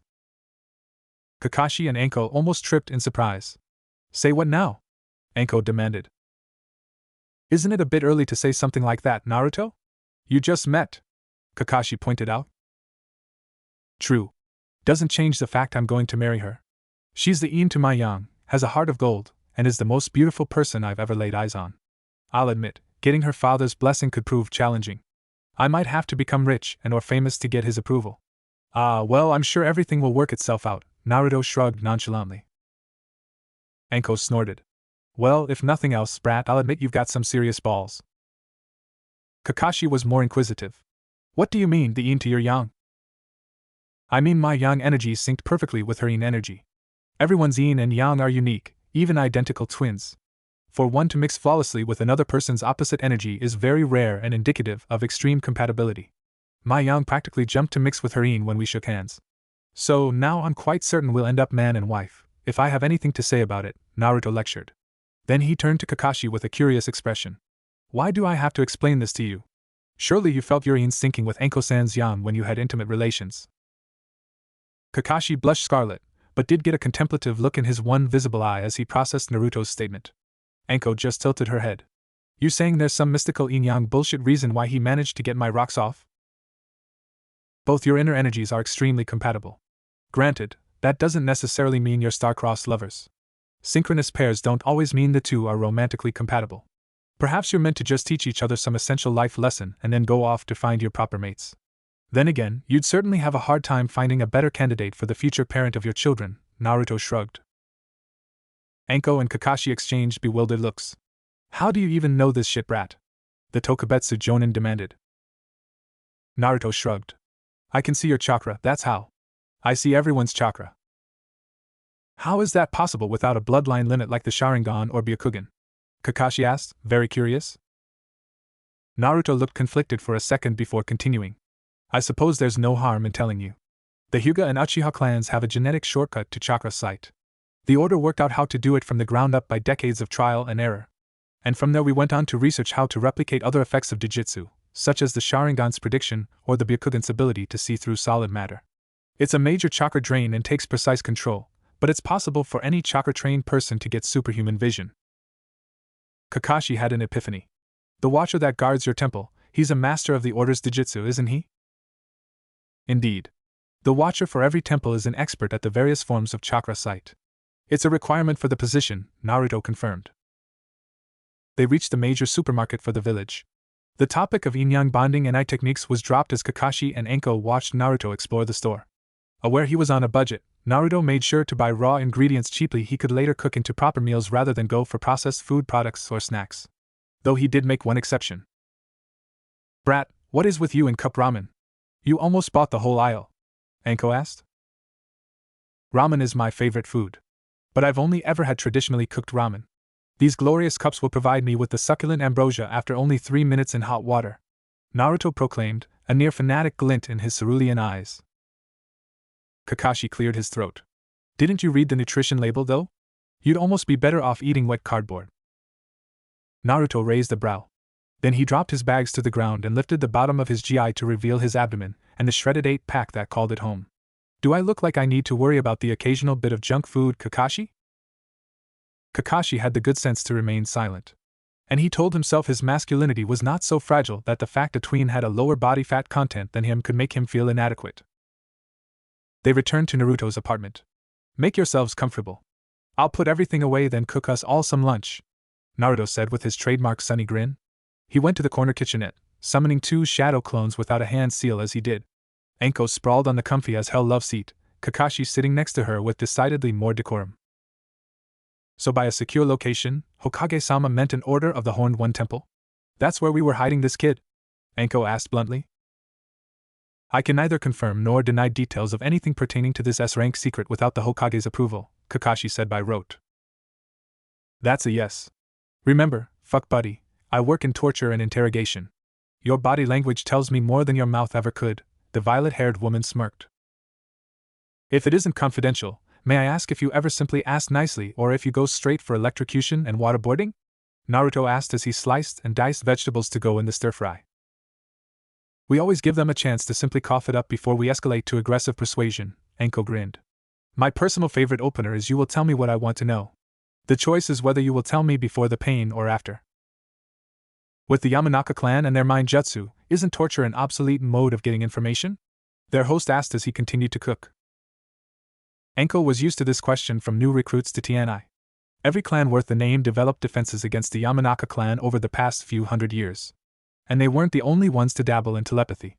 When the hidden villages were formed, each village mixed what each clan knew to make a standardized mental defense specific to each village, including Konoha. One of the requirements for Jonin rank, or knowing anything A rank or higher, is being able to block a basic mind probe. That said, the Yamanaka are the best at what they do. That's why Inoichi was head of the department so long. Naruto nodded. I see. Well, that's unnecessary in my case. I feel a deep swell of pity for the poor soul who wanders into my mind looking for trouble. Enko quirked her head and turned to Kakashi. Does he know? Before Kakashi could answer, Naruto spoke up. I met Kyubi-sen within a month of joining the order. I would describe our relationship as a positive little brother reluctantly tolerated by a jaded, negative older brother. I wouldn't say he loves or even likes me, but he doesn't completely hate me either. He's stopped threatening to feast on my flesh and pick his teeth with my bones, at any rate. I'm his favorite human, but that's not saying much. And if ever I'm in life or death danger, he'll chip in if only to guarantee his own continued survival. Give me time though, and I'm sure we'll be the best of friends. Enko burst into laughter. Oh, that's rich! She kept guffawing until she ran out of air. Then she narrowed her eyes. Wait, you're serious? You think you can tame the biggest monster the world's ever known with friendship and kindness? Well, Sharingan hypnosis and long-term imprisonment didn't do the job. It's about time we all try a different tactic. Naruto flipped the contents of the wok and sprinkled in some seasonings. You know, I was going to take a look at that cursed seal on your shoulder as a favor to a friend, but if you're just going to mock me and doubt my intelligence, you can leave after you're finished eating. Enko clutched her neck in shame and remembered pain. Kakashi, not sure what to do, wrapped his arm around her shoulders. Naruto, Hokage-sama and Jiraiya-sama themselves tried and failed to remove the seal. They weren't me. Not to be arrogant, but I am an Uzumaki. And no offense to Hokage-Gigi or Ero Sennin, but slapping a simple level 5 containment on a level 9 curse is like slapping a finger bandage on a wound that requires multiple stitches.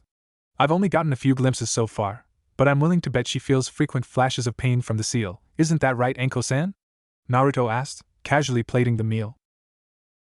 Enko pierced Naruto with a look of utmost desperation and hope. Get rid of this fucking tattoo from hell and I'll do anything you want, Naruto. Deal. Now, let's not let lunch go cold.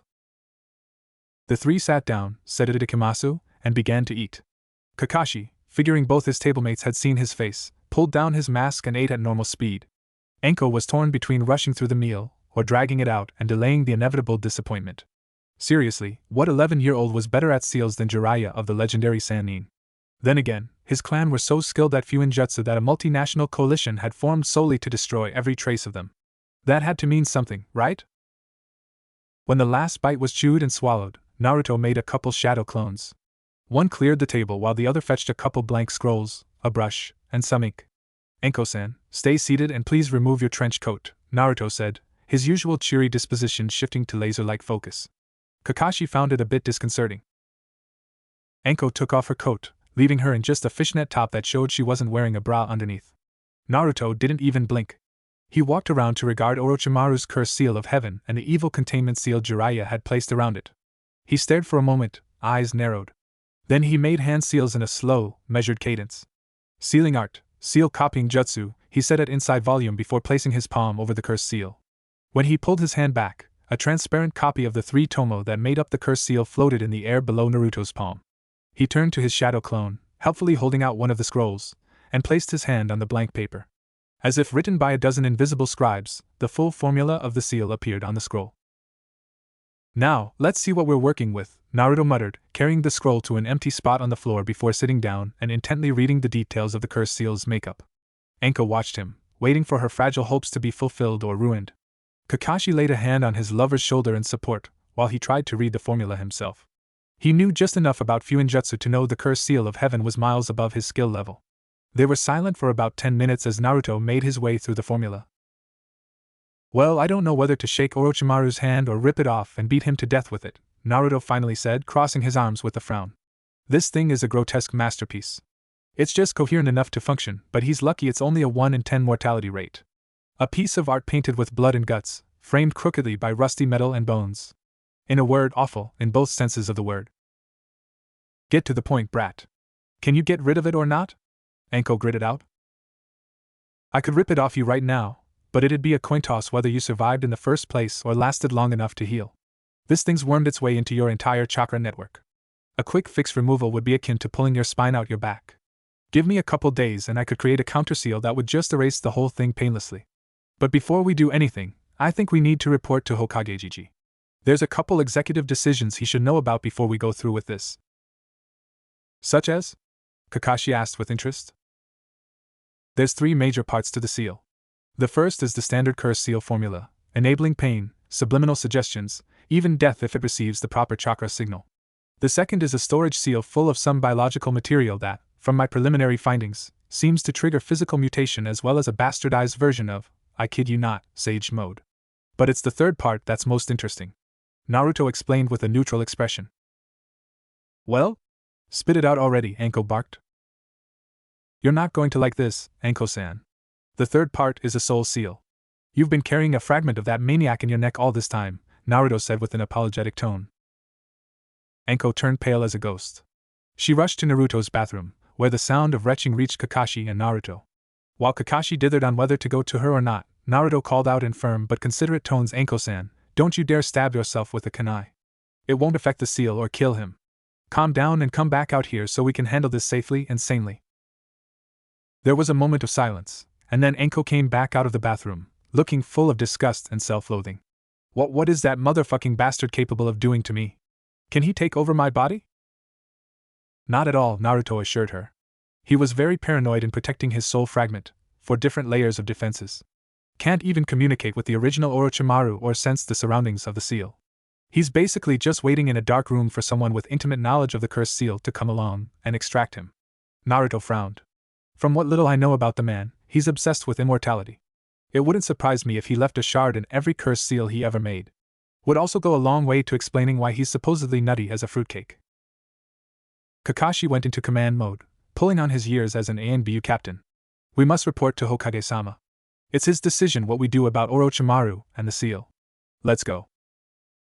The 3 left Naruto's apartment, and then took off for the Hokage Tower at maximum speed, sticking to the rooftops to minimize the chance of colliding with a civilian. Soon, for the second time that day, Naruto found himself waiting outside the Hokage's office. When the old man called out enter, after Kakashi knocked, the trio entered the office.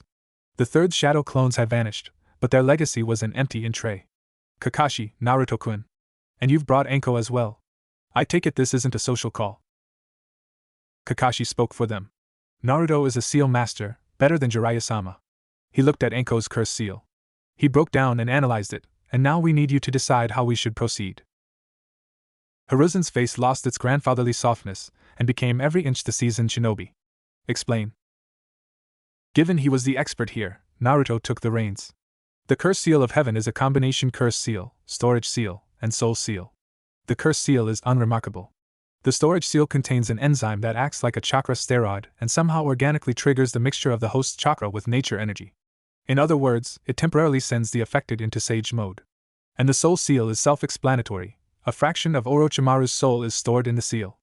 I have already promised Anko-san that I would remove the seal. It's up to you how I do it, though, Hokage Gigi. Hiruzen steepled his fingers, his mind that had earned him the nickname the Professor racing as he considered the problem placed before him. Is there a way to remove the seal from Anko without destroying the enzyme or the soul shard? Theoretically, yes. Finding a way to do it that also has a good chance of Anko-san surviving will be tricky, though. You can't put a timeline on these kinds of projects, but I estimate that if I had a team of 24 shadow clones working around the clock, I could have a suitable extraction method by this time next week, Naruto replied dutifully. He may not technically be a ninja and under the third's command yet, but he still respected his grandfather figure enough to take the situation seriously. Hiruzen nodded. Then start working immediately. Anko, as of this moment, you're on paid medical leave. You are to be at Naruto's disposal in case he needs to examine the seal further, and your leave will extend until you're fit for duty after the seal's removal. Naruto, recognizing your aptitude for shadow clones, I expect you to prioritize developing the procedure over attending the academy. Understood? Yes, Hokage-sama, Naruto and Anko said. And what am I to do, Hokage-sama? Kakashi asked. As I recall, you're still on a mandated vacation. Do whatever legal thing you want and report back to me in 8 days' time, Hiruzen said with a hint of a smile. If there's nothing left to discuss, you're all dismissed. Naruto, Kakashi, and Anko walked out of the Hokage Tower after meeting with the Hokage to discuss Anko's cursed seal. Hey brat. Why are you being so nice to me? We just met a few hours ago, and here you are doing my tattoo removal pro bono, Anko asked with narrowed eyes. Why not? Do I need a reason to do a good deed for my fellow man? Naruto asked with a obliged shrug. If something seems too good to be true in our world, you're supposed to stab it just in case, Anko retorted. I see. Well, Anko-san, we could have a very long philosophical debate whereby I attempted to make you understand why I'm so willing to do you a favor, or you could just accept that I want to help you and the reward of doing the right thing is all the payment I need. Take your pick, Naruto said with a bright smile with just a touch of mischief. Anko stared incomprehensibly at the prepubescent blonde for a second before she burst into gales of laughter. Never change, kid. The world needs optimistic idiots like you. I take that as a compliment. Naruto glanced at the sky. What a day, and it's barely the afternoon. And last I checked, we're all free for the rest of the day. Do we part ways here or does the adventure continue? I guess I could keep playing tour guide and show you the highlights of Konoha, Kakashi mused. Let me think. There's the movie theater, the bookstore, the weapons shop, the bathhouse. Let's go have a soak. I need some scalding hot water to feel clean again after finding out that monster is renting space in my body, Anko shuddered. The bathhouse it is, Naruto grinned. He made a shadow clone who leapt for the rooftops. I'll start the research team while we're at it. How much freaking chakra do you have, kid? You make shadow clones the way I could make ordinary clones, Anko asked as they began to walk. How to put it in perspective, Naruto mused. Okay. I have more chakra than you, Kakashi, and Hokage combined. I didn't get a good look at everyone, but possibly more than everyone else in the Hokage Tower combined. But if it makes you feel better, the higher the capacity, the harder it is to control it all. Anko fought hard to keep her jaw from dropping. If you have Kage-level reserves, why the fuck are you going to the academy tomorrow? You should go straight to Chunin or Tokubetsu Jonin, and then make Jonin within a year. I'm flattered you think I'm so powerful. To answer your question, 2 reasons. First, for all my training in the order, I have little to no idea what a ninja is supposed to know and learn. Second, I want to interact socially with peers my age. Hence my desire to start at the bottom and work my way up. Naruto paused before getting a dreamy smile. Make that 3 reasons. I want to be close to Hinata-chan. You're putting an awful lot of stock in the yin-yang energy compatibility, Kakashi observed. There were 3 yin-yang compatible couples at the temple, Naruto replied. They're the very models of healthy, long-lasting relationships. And you know what drinking 1,000-year tea does? All 3 of their marriages are older than the village we're standing in. Kakashi rose a brow as he mentally crunched on that. I see your point. What the hell is 1,000-year tea? Anko asked, never happy to be out of the loop. There's 3 beverages of choice in an order temple: clean water, homebrewed moonshine, and 1,000-year tea. Among other health benefits, the tea acts as an aging retardant. Some of the oldest masters who started drinking it as children are hundreds of years old by now, Naruto revealed. And before you ask, I don't know the recipe. And frankly, I wouldn't give it even if I did. You shinobi have your forbidden jutsu. The order has its own secrets. Fair enough, Kakashi shrugged. You seem the age you're supposed to be. I'm guessing you didn't drink much of it. Who wants to be a kid any longer than necessary? Before I decided to leave the order to become a ninja, I figured I'd wait until I was at least 15 before I started drinking it daily, Naruto said honestly. Out of curiosity, how old is Master Fong? I know he's old enough to have met the first Hokage, Kakashi asked. He's 134 as of last May, Naruto said casually. Anko's eyes were twitching. You're telling me that horns are all unaging vampires? Not unaging. Just aging much more slowly than the ordinary man does. And none of them have to consume blood either, Naruto corrected her. The conversation moved to more casual topics until they reached Konoha's world-famous hot springs. They all paid the fee, the receptionist politely asking Naruto to make sure his hair didn't get in the water. Anko went one way while Naruto and Kakashi went another, the baths being divided based on sex. Naruto quickly tied his long hair into a messy bun atop his head before disrobing and putting his clothes in his assigned locker, Kakashi doing the same. The blonde and Cyclops bathed quickly, helpfully washing each other's backs, before walking into the actual open-air hot spring. It being 1:30 on a weekday, the pool was mostly empty. A couple retirees, apparently old friends based on how they were chatting, and a handful of Konoha men enjoying a day off with a long soak. You're seriously going to wear that mask the whole time? Naruto asked his bathing companion. It's traditional. As the last Hatake, I must abide by all my clan's traditions, Kakashi shrugged. Well, you look ridiculous, the younger told his elder frankly. I've been called worse, Kakashi waved off without concern. Yo, Kakashi! One of the other men called, wading through the water towards them. Oh, hey Asuma. Didn't see you there, Kakashi greeted with a lazy wave. Who's the kid? Asuma asked once he reached them. He's capable of answering for himself. Uzumaki Naruto. Going by the family resemblance, I'm guessing you're part of Hokage Gigi's clan? Naruto said in a deadpan. Asuma eyed Naruto incredulously before bursting into laughter. I like you, kid. And yeah, I'm a Sarutobi. I'm actually the old man's son. Nice to meet you. Given how familiar you were with Kakashi, I'd wager you're either a Jonin or Anbu who has worked with him before, Naruto noted. Jonin. And he was one of the 12 guardian ninja for a while there too, Kakashi supplied before Asuma could respond. Asuma nodded. That's right. Glad I quit though. You wouldn't believe how petty the squabbles can get in the daimyo's court. So, Uzumaki Naruto, huh? If memory serves right, aren't you the container that went missing? You could say that. But thanks to Kakashi here, today's my homecoming, Naruto yawned, the hot water having a soporific, soothing effect on him as it had on countless men before him. Well, welcome back to Konoha then. If it's not classified to all hell and back, where were you the last 6 years? Asuma asked, taking position on the other side of Naruto, his right side occupied by Kakashi. Order of the Horned One. Now I'm back to be the best ninja I can be. Maybe even take the hat from Hokage Gigi one day. Or, let's be honest, his successor. He can't have that many years left in him, Naruto mused. Yeah, you're right.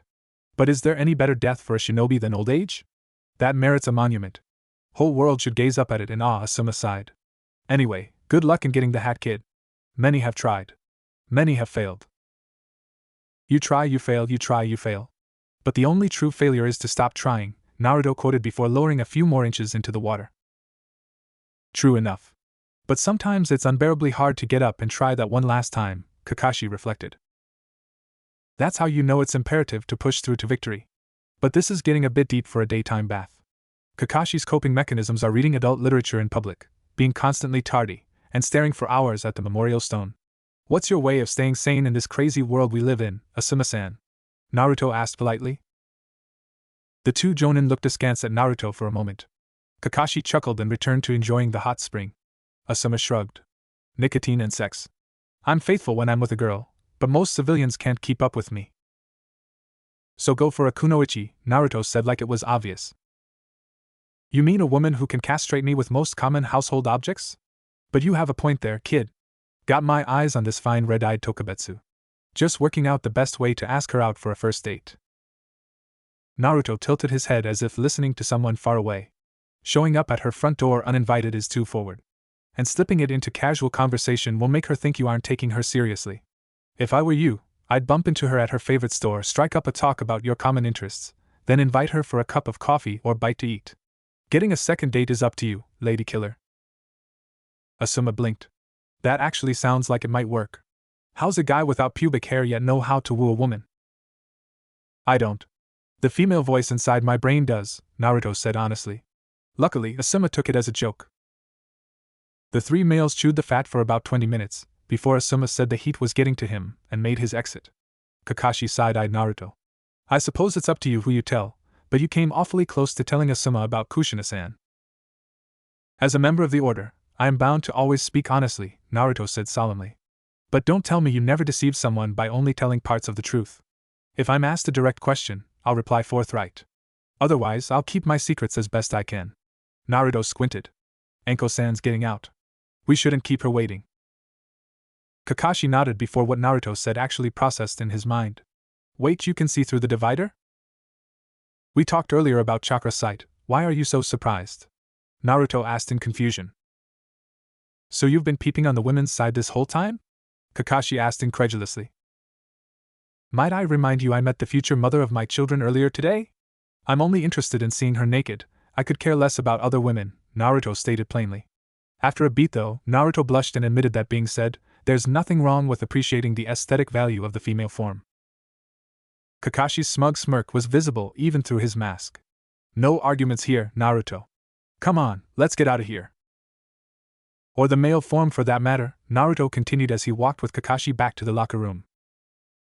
Kakashi raised his brow. You swing both ways? I swing all ways. I identify as pansexual, Naruto answered as he let his hair down. So what, you're turned on by everyone? Kakashi asked dubiously. That's omnisexual. Pansexual, one way to describe it is hearts, not parts. I couldn't care less whether my partner has a penis, a vagina, both, or either. What matters is if our personalities match. Having met Hinata-chan, I'll probably end up in your standard heterosexual relationship. But on the off chance I meet someone else I'm yin-yang compatible with, it could be anyone or anything. All I'll care about is whether Hinata-chan is open to making our couple a trio, Naruto explained as he dried off and put his clothes back on. Kakashi mulled that over. So you believe in non-monogamous relationships? Polyamory? I believe that love is love, so long as it stays healthy. And there's no rule that says two people are only allowed to love each other. It requires a great deal of communication and trust, but I've heard of romantic relationships throughout the Order's history that were less than traditional. The Master of the Earth Temple has 4 wives. The Lightning Temple had an all-male trio that cracked how to make same-sex pregnancy possible about a century ago. You get the idea? But this is all on the unlikely chance I meet another person my inner energies click with. It's rare to meet just one, let alone 2 or more. Naruto winced and rubbed his temple. Who said something? Kakashi asked with concern. Mom and Dad. Both want me to build a harem of busted kunoichi and give them dozens of grandchildren. They use the excuse I'm one of the last Uzumaki and I need to repopulate the clan. Dad's already got over 100 baby names ready and Mom just gushes about how her little Prince Charming deserves every decent girl to bow at his feet. I am definitely finding a way to blind them or extract them before I become sexually active. They'd probably try to give me advice mid-coitus. Naruto shuddered. Kakashi nodded in complete sympathy. Yeah, that's the kind of parental teachings you don't want or need. On any level. They walked out of the building to see Anko waiting as patiently as she could just outside. So, how was it soaking in water that was at least 10% ball sweat? Quite enjoyable, Naruto said back, without an ounce of sarcasm. Feel better? Kakashi asked the Tokubetsu. Much. So what if the fucker left a chunk of that black soul of his inside me? Once the brat extracts it while removing the seal, I'll finally get the chance to work out my frustrations on the cocksucker. Anko chirped with a grin that would terrify young children and most adults. Well, alright then, Kakashi grinned, happy his lover, and if Naruto was to be believed, soulmate, was out of her funk. Now then, I heard a new copy of Ika Ika came out this week. Next stop on our wandering tour of Konoha, the bookstore. The trio walked to the biggest bookstore in the village. Kakashi and Anko shamelessly went to the 18+ section, while Naruto browsed the bestseller aisle. He'd read plenty of poetry and historic epics in the order, but he hadn't had the chance to read modern fiction. He picked a couple books that seemed promising and joined his 2 companions at the checkout counter. They wandered aimlessly throughout the village the rest of the day, Kakashi and Anko pointing out local landmarks for Naruto's benefit. They didn't talk anymore about the seal, just focusing on enjoying a nice walk through the town. Naruto's stomach gave an audible gurgle. I guess it's dinner time, he observed. You like ramen, right, brat? Follow me. I know a good spot, Anko said, the sky turning orange over their heads. Naruto and Kakashi followed the kunoichi to a food stand not too far from their apartment building. The flaps over the entrance declared it Ramen Ichiraku. A middle-aged man and a 20-something girl wore white uniforms and welcoming smiles. Thanks for choosing Ramen Ichiraku. What can we get you? The chef asked politely. Large miso for me, Anko ordered. Kakashi sat down after glancing at the menu. Extra large shrimp with a fried egg, please. And for you? The girl asked Naruto, who seemed like he was debating a life-or-death decision. Oh, so many flavors to try, how can I decide? You know what, just give me a small bowl of everything on the menu, Naruto finally said enthusiastically. The chef smirked. A connoisseur with a big appetite. My favorite kind of customer. As the 2 cooks got to work, the trio made small talk. Naruto literally had to wipe drool from his mouth at the aroma of cooking ramen. In due time, the orders were ready. The Mitarashi, Hataki, and Uzumaki broke their chopsticks, said the customary prayer, and dug in. Hot damn. I forget how good this place is. I love dango, but this really hits the spot, Anko said in appreciation. Just because Kakashi was eating too fast to be seen didn't mean he wasn't savoring. This is gourmet. This is worthy of the daimyo's table. Naruto looked like he'd achieved gustatory nirvana. It's as if the broth were made from angel's tears. This is the single most delicious meal I've ever had the privilege to consume. The father-daughter pair, Ichiraka Tuchi and I am, smiled and bowed. Please enjoy. They all finished eating eventually, Naruto practically inhaling each bowl. They each paid their share and left, with Naruto promising to return at least once a week. They arrived at Naruto and Kakashi's apartment building. Well, this was an action-packed first day in Konoha. I think I'll meditate an hour or two then call it a night. What about you two? Kakashi was about to reply when he distinctly felt Enko grope his ass. You're sorta big brother and I are going to practice making you an uncle, brat, Enko said in a decidedly good mood. We are? Kakashi asked, a certain part of his anatomy making its approval of this plan perfectly clear. Naruto is going to get rid of this fucking seal. You're the one who brought him here. I'm going to take you until you beg for mercy twice. I never beg, Kakashi said in token protest. Twice, Enko hissed with sinful promise. Naruto didn't blink at the seduction happening before his virgin eyes. One of the things the order stressed was to accept any and all forms of love. If it brought happiness to the world without hurting anyone, it couldn't be bad, right? Well, have fun you two. Good night. And then Naruto went to his apartment. It had been taken over by the research team, the 24 shadow clones talking up almost all the floor space as they puzzled out how to neutralize the cursed seal of heaven without destroying its contents. Naruto took a piss, went to his bedroom, laid out his outfit for tomorrow, put his dirty clothes in the hamper, and sat in the lotus position on his bed in the simple cotton shorts he slept in. After 6 years in the Order of the Horned One, meditation was as essential to his well-being as the air he breathed. When he had sat in inner peace for a good amount of time, Naruto got under the covers and waited for sleep to claim him. He woke with the dawn, not needing an alarm clock as his subconscious mind sensed the shift in energies as sunlight banished the dark of night. In the Order, the debate raged as to why there was a distinct difference between an area lit by moonlight and starlight versus one lit by sunlight. Naruto didn't particularly care about that mystery. He got dressed and went to the kitchen table. One of his shadow clones had been thoughtful enough to make him breakfast and pack his lunch. He ate sedately, and then went to the front door. He looked back at the research team. They'd last a good 2 to 3 days before dispelling from running out of chakra. See you, boys. See you, boss, chorused those who'd heard him through their concentration on their job, the sole purpose for which they'd been created. Naruto walked out of the apartment building, pausing when he reached the street. You're not a horn anymore, Naruto, you're a ninja. Information is a weapon. So you better get more than the other guy or girl will have when it comes down to it. With a thought, Naruto made 3 shadow clones. One turned into a pigeon and took flight, multiplying into a large flock as it did so. The second turned into a rat and scurried for the nearest alley before making more shadow clone rats.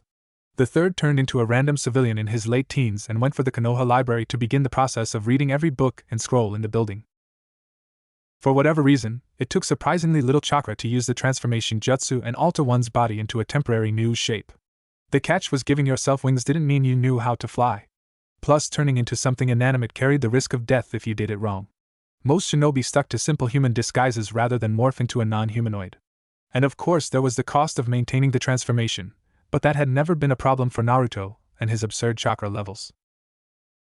Naruto walked calmly to the academy, nodding politely at the few passerby up this early. On entering the academy courtyard, Naruto eyed the swing on the tree where he'd met Hinata. Figuring it'd be more fun than just standing there waiting for the school to open, Naruto went over and sat on the swing. He started to rock forward and back, enjoying the simple delights of the suspended seat. Around 7:30 by Naruto's estimation, a young man with a scar across his nose and standard Konoha shinobi uniform for Chunin and Jonin appeared in a blur of body flicker. He was headed for the doors when he noticed Naruto. Who are you? What are you doing here? Naruto jumped off the swing and approached the ninja roughly the same age as Kakashi. I'm Uzumaki Naruto. The Hokage said I'd be joining the graduating class today. In an instant, the man's face became closed off and guarded. Oh right. The special case. Naruto repressed the urge to sigh. Let's get this out of the way. I'm not the Kyuubi in human form. I'm just the guy the fourth wrote the prison seal on, and then he shoved the Kyuubi inside it. To blame me for his actions is akin to blaming a scroll for the blood on the kunai stores. If you think about it, I protect Konoha with every breath I take, acting as his container, and keeping him from escaping. Instead of being reviled, I should be revered. But then, people are rarely so logical when dealing with the pain of loss, fear of the unknown, or the blinding power of hate. The point I'm trying to make is I'm Naruto, not the fox. Please treat me as you would any other student. The ninja frowned in thought. That actually makes a lot of sense, okay? You're nothing but my new student. Yumino Irika, Irika-sensei to you. I'll be your primary teacher until graduation. Pleased to meet you, Irika-sensei. Would you please show me to our classroom? Naruto said with his best manners. Sure. Irika unlocked the front doors and then walked through the building to the proper classroom. Naruto thanked his new teacher and then went for the seat in the back row next to the window. From there, he'd be able to see the chalkboard, his fellow students, and the village outside to some degree. Irika sat at the desk in the front of the room and graded some homework by the looks of it. Naruto simply enjoyed the view. Another Chunin walked in the room about 15 minutes later. Naruto looked at him and felt his caution rise as he observed how much negative energy was in the man's aura. Judging a person purely on how much positivity and negativity they held was an inexact science. Just because this man was almost as dark as the soul shard of Orochimaru Naruto had seen in Anko's seal yesterday didn't necessarily mean he was a bad guy. But there was no harm in keeping his guard up around him, was there? Hey, Irika, the man said. He glanced at Naruto. Who's the kid? Don't think I've seen him around before. Hey, Mizuki. That's the student Hokage-sama ordered to join the class as of today. Uzumaki Naruto, remember? Naruto didn't need to be trained in chakra sight to see the flash of pure hatred that crossed Mizuki's face before it was expertly masked. Full of negative energy, and a Kyuubi hater. Not a good combination for Naruto if the man ever decided to act on his feelings. He'd definitely be keeping an eye on this guy. But at the moment, they'd not even met yet properly. Best to act nice. Good morning, Mizuki-sensei. I hope to learn much from you and Irika-sensei. Mizuki gave a very convincing smile. Always good to get a new student. I hope you're fast on your feet because we aren't going to take it easy on you just because it's your first day. I'll do my best, Naruto grinned. Naruto spent the next half hour patiently waiting as Irika and Mizuki discussed the lesson plan for the day. Students began to trickle in around 8 o'clock. Naruto carefully observed and made a mental file for each of his peers as they arrived. At around 8:20, Hinata came in. Naruto immediately waved. Yo, Hinata-chan. Come sit with me. Hinata seemed to eat and do some odd nervous gesture with her hands, not to mention turning almost tomato red. But she walked up the steps to take the seat next to Naruto nonetheless. Hello, Naruto-san, she said, glancing at his face for a second before looking down at the desk. Naruto found her shyness adorable. You can use kun with me if you want, Hinata-chan. Or just call me by name. I really don't mind, Naruto said to start with. Hinata gulped but got a tiny little smile. Oh, okay, Naruto-kun. We're still on to sit together at lunch, right? Naruto checked, since there was every chance she changed her mind. Why yes. I'd like that very much, Hinata said, blushing so much her face looked like a ripe apple. Great, databeo. Oh, sorry, I have this verbal tic. I know it's a nonsense word but I can't help but say it when I'm excited, Naruto said, scratching the back of his head while grinning self-deprecatingly. I don't mind, Hinata said, feeling herself relax a little. The fact Naruto had a speech oddity like herself made him seem more approachable. Today's my first day. I know it's halfway through the school year. So I hope you don't mind helping me if I get a question I can't answer. On the off chance you get asked a question you don't know but I do, I'll tell you. Sound fair? Naruto asked. Yes, Hinata agreed readily. A dark part of her whispered that he was only being nice so she'd help him get good grades, but she tried to ignore it. Naruto practically radiated goodness.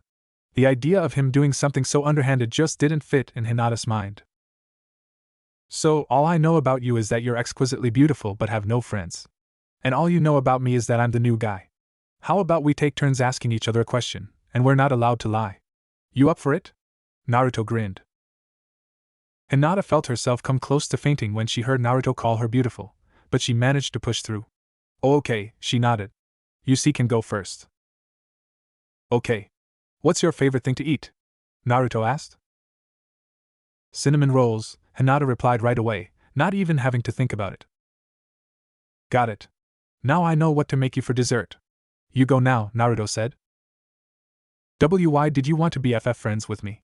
Hinata asked. Naruto chuckled. Lots of reasons. On a purely aesthetic level, you're radiant. I want to see you as much and as often as I can to appreciate your gorgeous face. Platonically, I like to make friends with everyone I meet who's open to it. The fact you had no friends also made me want to fix that as soon as possible. And romantically, I'm incredibly attracted to you. I know we're a bit young, but I'd very much want to be not just your friend, but your boyfriend. That's about it. Hinata felt like someone had replaced her blood with gasoline, and she just swallowed a lit match. She could barely process what she just heard. It was like a happy ending out of a fairy tale, the noble prince riding in on his steed to sweep the princess off her feet. And Hinata was, technically, the heiress of the Hyuga clan. That was kind of like a princess. Oh. Naruto sensed he was laying it on a bit thick and Hinata was having trouble taking it all. He decided to go for a light topic. My turn. Favorite leisure activity? K-knitting, Hinata said once her blood drained a little from her face. Before Naruto could prompt her, she asked why are you in this class? Did you transfer FF from another hidden village or something? Naruto shrugged. The short answer is I asked Hokage Gigi to be in this class and he made it happen. The long answer is I left the village 6 years ago to join the Order of the Horned One. I left the temple to return here to become a ninja just yesterday. Hokage Gigi wanted to make me do an assessment and then join the ranks, but I wanted to experience a shinobi education with kids my own age instead of working with a bunch of strangers older than me. He likes me for some reason, so Hokage Gigi assigned me to the academy. You see, call Hokage-sama Gigi? Hinata gaped. Yeah. He doesn't mind. Anyway, back to me. What's one thing you want to happen before you die? Hinata considered it, slowly cooling down. Hear my FF father say I am proud of you. But that's never going to happen. Naruto frowned, reaching out to take Hinata's hand to give a comforting squeeze. Never say never. If one thing is certain, it's that nothing is certain. It might not be today or tomorrow, but there's no reason he won't say that someday in the future. Hinata gulped, feeling her heart lift at his sincere encouragement, and be set afire at feeling his hand in hers again. Like yesterday, it felt like Naruto's warm, rough, gentle hand was injecting pure energy into her system. What is this sensation when we touch? She asked a tad breathlessly. I feel it too. It's my yang energy syncing with your yin energy. I learned in the order that synced couples almost always end up falling in love with each other. It's why I'm so certain that you're the right girl for me even though we just met, Naruto explained. Hinata felt almost rapturous at the thought of a guarantee that this boy was meant to be hers as surely as she was meant to be his. But a dark cloud of doubt came over her mind. So that's the only reason you like me? Our chakras fit together? Naruto frowned. You're thinking about it wrong. It's not that we're soulmates because we're in sync. We're in sync because we're soulmates. If you and I had never felt our energies come together, we still would have been a guy and a girl. Given enough time together, there would have been a very high chance we ended up together without any special reason besides general romance. The syncing is more our bodies telling us what they think about each other. It's not like we're slaves to our instincts. Everything is a choice. You could decide never to say another word to me and go on to marry anyone you want. But your yin likes my yang, so there's a good chance that I'm the best match you're ever likely to find and vice versa. Naruto let go, cutting the sync off. If you want to change seats, I'd understand. I've dropped a lot of information on you in just a few minutes. Hinata was silent for a minute in indecision. Luckily, the voice in her heart proved louder than her self-doubt. She reached out and took Naruto's hand in hers again. If my chakra trusts you, then I trust you. Let's give this a shot. She didn't stutter once. Naruto's answering smile was blinding in its intensity. Like I said, we're a bit young. But if you don't mind, how about we start dating? I'd love to, Naruto-kun, Hinata said with a grin that made her positively heartbreaking. At that point the bell rang, popping their intensely intimate bubble and reminding them they were students in a classroom. Naruto and Hinata turned to face the front of the classroom, though they kept holding hands beneath the table. Good morning, class, Irika stated, standing at the front of the classroom with all the authority of his position as an academy sensei. For lecture today, we'll be reviewing the Third Shinobi War and Konoha's part in it. But first, we have a new student. Naruto, please come down. Naruto gave Hinata's hand a comforting squeeze before letting go and standing up. He walked down the steps to Irika, his ears picking up confused whispers among his classmates. Irika addressed the class. Naruto here has been given special permission by Hokage-sama to join our class despite the fact the year is well underway. Irika turned to Naruto. Introduce yourself with your name, age, and why you want to be a shinobi. Yes, Irika-sensei, Naruto acquiesced. The Order journeyman turned to face the class. Hello to you all. I am Uzumaki Naruto, I turned 12 on Monday, and I want to be a shinobi so I can work to make the world a better place for everyone. Please take good care of me. He bowed at the waist. You may recall in first year that when you introduced yourselves, the class was allowed to ask you 3 questions. We'll do the same for Naruto. I will select 3 of you at random to each ask 1 question. Irika flicked his eyes around the room before landing on a student. Shino. Why are you in this class? The Aburame clan heir asked. To become a proud shinobi of Konoha, of course, Naruto replied with a beaming smile. Iruka was about to pick the next person when Shino raised his hand. Yes, Shino? I fear I misworded my question. Why? Because there was a misunderstanding. I meant, why are you in this class when my insects inform me you are stronger than my father? The bug user clarified. That caused a stir. Everyone knew how strong a clan head was in Konoha. Naruto scratched the back of his head in embarrassment. Well, I wanted to experience the life of an academy student. I could have just been inducted as a shinobi and learned what I didn't know about the ninja lifestyle from a tutor. Instead, I wanted to come here and be with all of you, learning and training and bonding, like any other Konoha boy my age. I see, Shino said, showing no emotion on what little of his face was visible. Moving on, Iruka said. He looked over the class before going on impulse. Ami. How did you get such long, beautiful hair? The Kunoichi in training asked, mixed awe and jealousy in her tone. Good genes, channeling chakra to my scalp to reinforce my roots, and a wash with a potent hair tonic once a week, Naruto told her readily. Iruka looked for the last student to pick on. Sasuke. The last, loyal, Uchiha looked with intense dark eyes at Naruto. Have you ever killed before? Iruka was about to veto that dark question, but Naruto was already answering. I've slaughtered animals for meat before. I've yet to take a human life. I hope I never have to, but if it comes down to it, well, you know what they say. Ninja don't win or lose, they survive or die. That'll be all. Naruto, go sit back down, and we will begin with today's lesson, Iruka ordered. Naruto went back up towards Hinata, keeping half an eye on Uchiha Sasuke. So, brother of my soul, we meet once again in our new forms, he mused. He shook his head of such thoughts as his reincarnating older brother, and simply focused on being a dutiful academy student. He summoned an empty notebook and pen from the storage seals he tattooed on his palms and took notes with his left hand as Iruka-sensei began the lecture, his right curled around Hinata's left. He was lucky to be ambidextrous. There were 2 periods in the morning at the academy, a lunch period, and then 3 periods in the afternoon. The first period was Iruka's promised lecture on the Third Shinobi War. For the second period, Mizuki took the reins and led them all to the training yard behind the academy building for weapon throwing practice. They all joined one of 3 lines and attempted to hit the target with 5 kunai and 5 shuriken. Naruto patiently waited for his turn. When he got to the front, he picked up a kunai in his right hand and a shuriken star in his left. Well, here's hoping I have beginner's luck, he mused to himself. Then he carefully and methodically threw each kunai and shuriken at the target. He got one bullseye by blind luck, the rest barely hitting the target at all. Sorry, Naruto-kun, Hinata said when Naruto joined her with the students who'd already gone. It's no trouble, Hinata-chan. I just need to get some practice in, Naruto said with his customary smile. The bell rang a little after the last student had gone, Iruka-sensei calling out break for lunch. Naruto let Hinata guide him through the academy building to the cafeteria. They found a currently empty table and sat down side by side, pulling out their bento. They began to eat, their hands still clutching each other. So, I take it your father is hard on you? Naruto asked gently after the first few bites had been made in peaceful silence. Hinata looked down. He thinks I'm unworthy of being the clan heiress. He favors my little sister. He says Hanabi was born lucky. He says I was lucky to be born. Naruto winced. Ouch. No child wants to hear that from their parent. I'm so sorry, Hinata-chan. It's not your fault, Naruto-kun, Hinata said with a small but heartfelt grin. At that moment, Aburame Shino walked up to them. May I sit with you? He asked in his usual dull, albeit polite tone.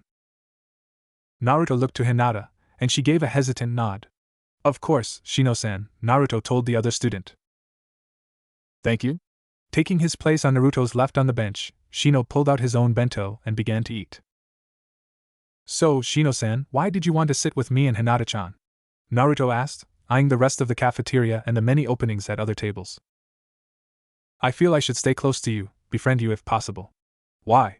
Because you are the most powerful human I've yet to meet. Shino paused and then admitted also, my insects find your chakra particularly fulfilling. They wish to be near you to have easier access. Naruto lifted his hand, where he could see 3 Kikaichu resting on the back.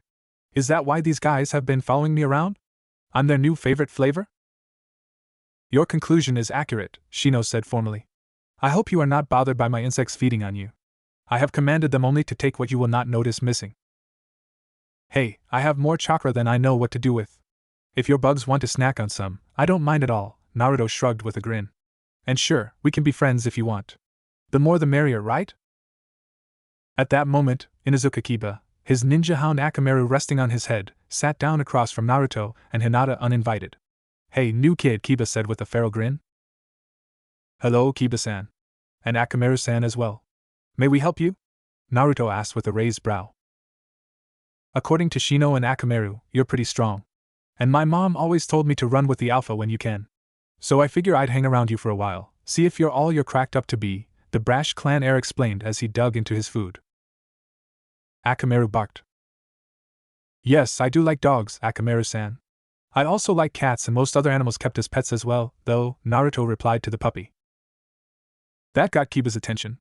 Wait, you speak dog? I understand dog. I lack the proper vocal cords to speak it. Your clan are hardly the only ones in the world to crack the trick to translating animal tongues, Kiba-san, Naruto explained patiently. So where'd you learn how to do it? Kiba asked with genuine interest. Where I learn most everything I know. The Order of the Horned One, Naruto said to Kiba, Shino and Hinata eagerly listening as well. You're a horn? What are you doing here? Oh, and we'd like to sit here please, Chuji asked from next to the table, Naro Shikamaru behind him with a bored expression. Naruto glanced at Hinata. She saw his look and gave a cautious nod. She was used to lunch utterly alone. Now they seemed to be attracting half their class. Sit down, Chuji-san, Shikamaru-san. And to answer your questions, I left the order to come here to Konoha to be a shinobi, Naruto spelled out. You've been in the order? Is that where you gained your strength? Shino asked, pausing in his meal. Yes, Shino-san. I entered an ordinary untrained 6-year-old, I left the man I am now. And I've already explained why I'm in the academy as opposed to already in the ninja corps, Naruto answered. Shuji looked up from his Akimichi-sized bento. Are you really stronger than Shino's dad? Naruto shrugged.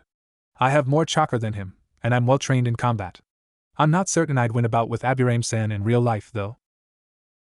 And how did an 11-year-old get more chakra than a jonin and clan head?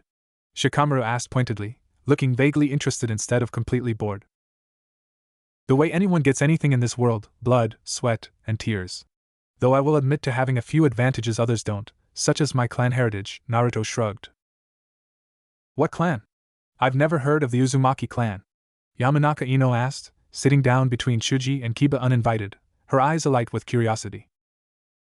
We're not from the land of fire, and we were rendered almost extinct during the Second Shinobi War. But make no mistake, Ino-san, the Uzumaki clan are nothing to sneeze at. We're cousins to the Senju, which is why Konoha had a strong alliance with our village, Uzushio. So much so, in fact, that when Uzushio was destroyed in the war before Konoha reinforcements could arrive, Konoha changed its sigil to incorporate the Uzushio spiral in memory of the village's destruction and the crippling blow dealt to the Uzumaki, Naruto lectured before taking another bite of his bento. Kiba blinked. No shit? Your clan is the reason we have that little whirlpool in the middle of the leaf symbol? That is correct, Naruto confirmed. Ino's eyes kept flicking between Naruto and Hinata with a widening smile on her face. You and Hinata seem awfully friendly, Naruto-kun. There a reason for that? She's my girlfriend, Naruto replied for them, sensing Hinata's social anxiety was high with so many people at their table. Really? Is that so? Best of luck then, you two. There goes my plan B, Ino sighed. Naruto, who'd have to be blind to have missed the fangirling over his soul brother most of the class's female population engaged in, made a couple deductions. I see. You were hoping I could be a consolation prize in the event you failed to nab Sasuke-san. Should I feel flattered? Before Ino could answer, Hinata slammed her right palm on the table, drawing attention to her. The veins around her eyes bulged from her active Byakugan. Hands off, she said, every inch the heiress of a proud, ancient clan as she stared Ino down. Shocked to see such aggression from the ordinarily meek Hyuga, Ino held up her hands in surrender. You can have him, Hinata. Sasuke-kun's the one for me, you know that. Hinata deactivated her Byakugan and returned to eating, though her left hand clutched Naruto's like a lifeline. Naruto was proud of his girl standing up to defend their relationship. The seven tweens settled down, chatting and eating, Naruto the main subject of interest but ordinary academy woes and gossip leaking in every now and then. It was far from the intimate lunch with her boyfriend Hinata had hoped for, but she found herself enjoying the meal nonetheless. It was such a delight to see Naruto making new friends, his whole aura lighting up as one person after another pledged their companionship to him. By the end of lunch, Naruto had forged bonds with almost every clan heir or heiress in the village. Not bad for an hour's casual work. The third period that day was another lecture, this time on anatomy. The fourth period was jutsu practice, the jutsu of the day being the replacement jutsu. The fifth and last period was the most exciting, being taijutsu spars among the class.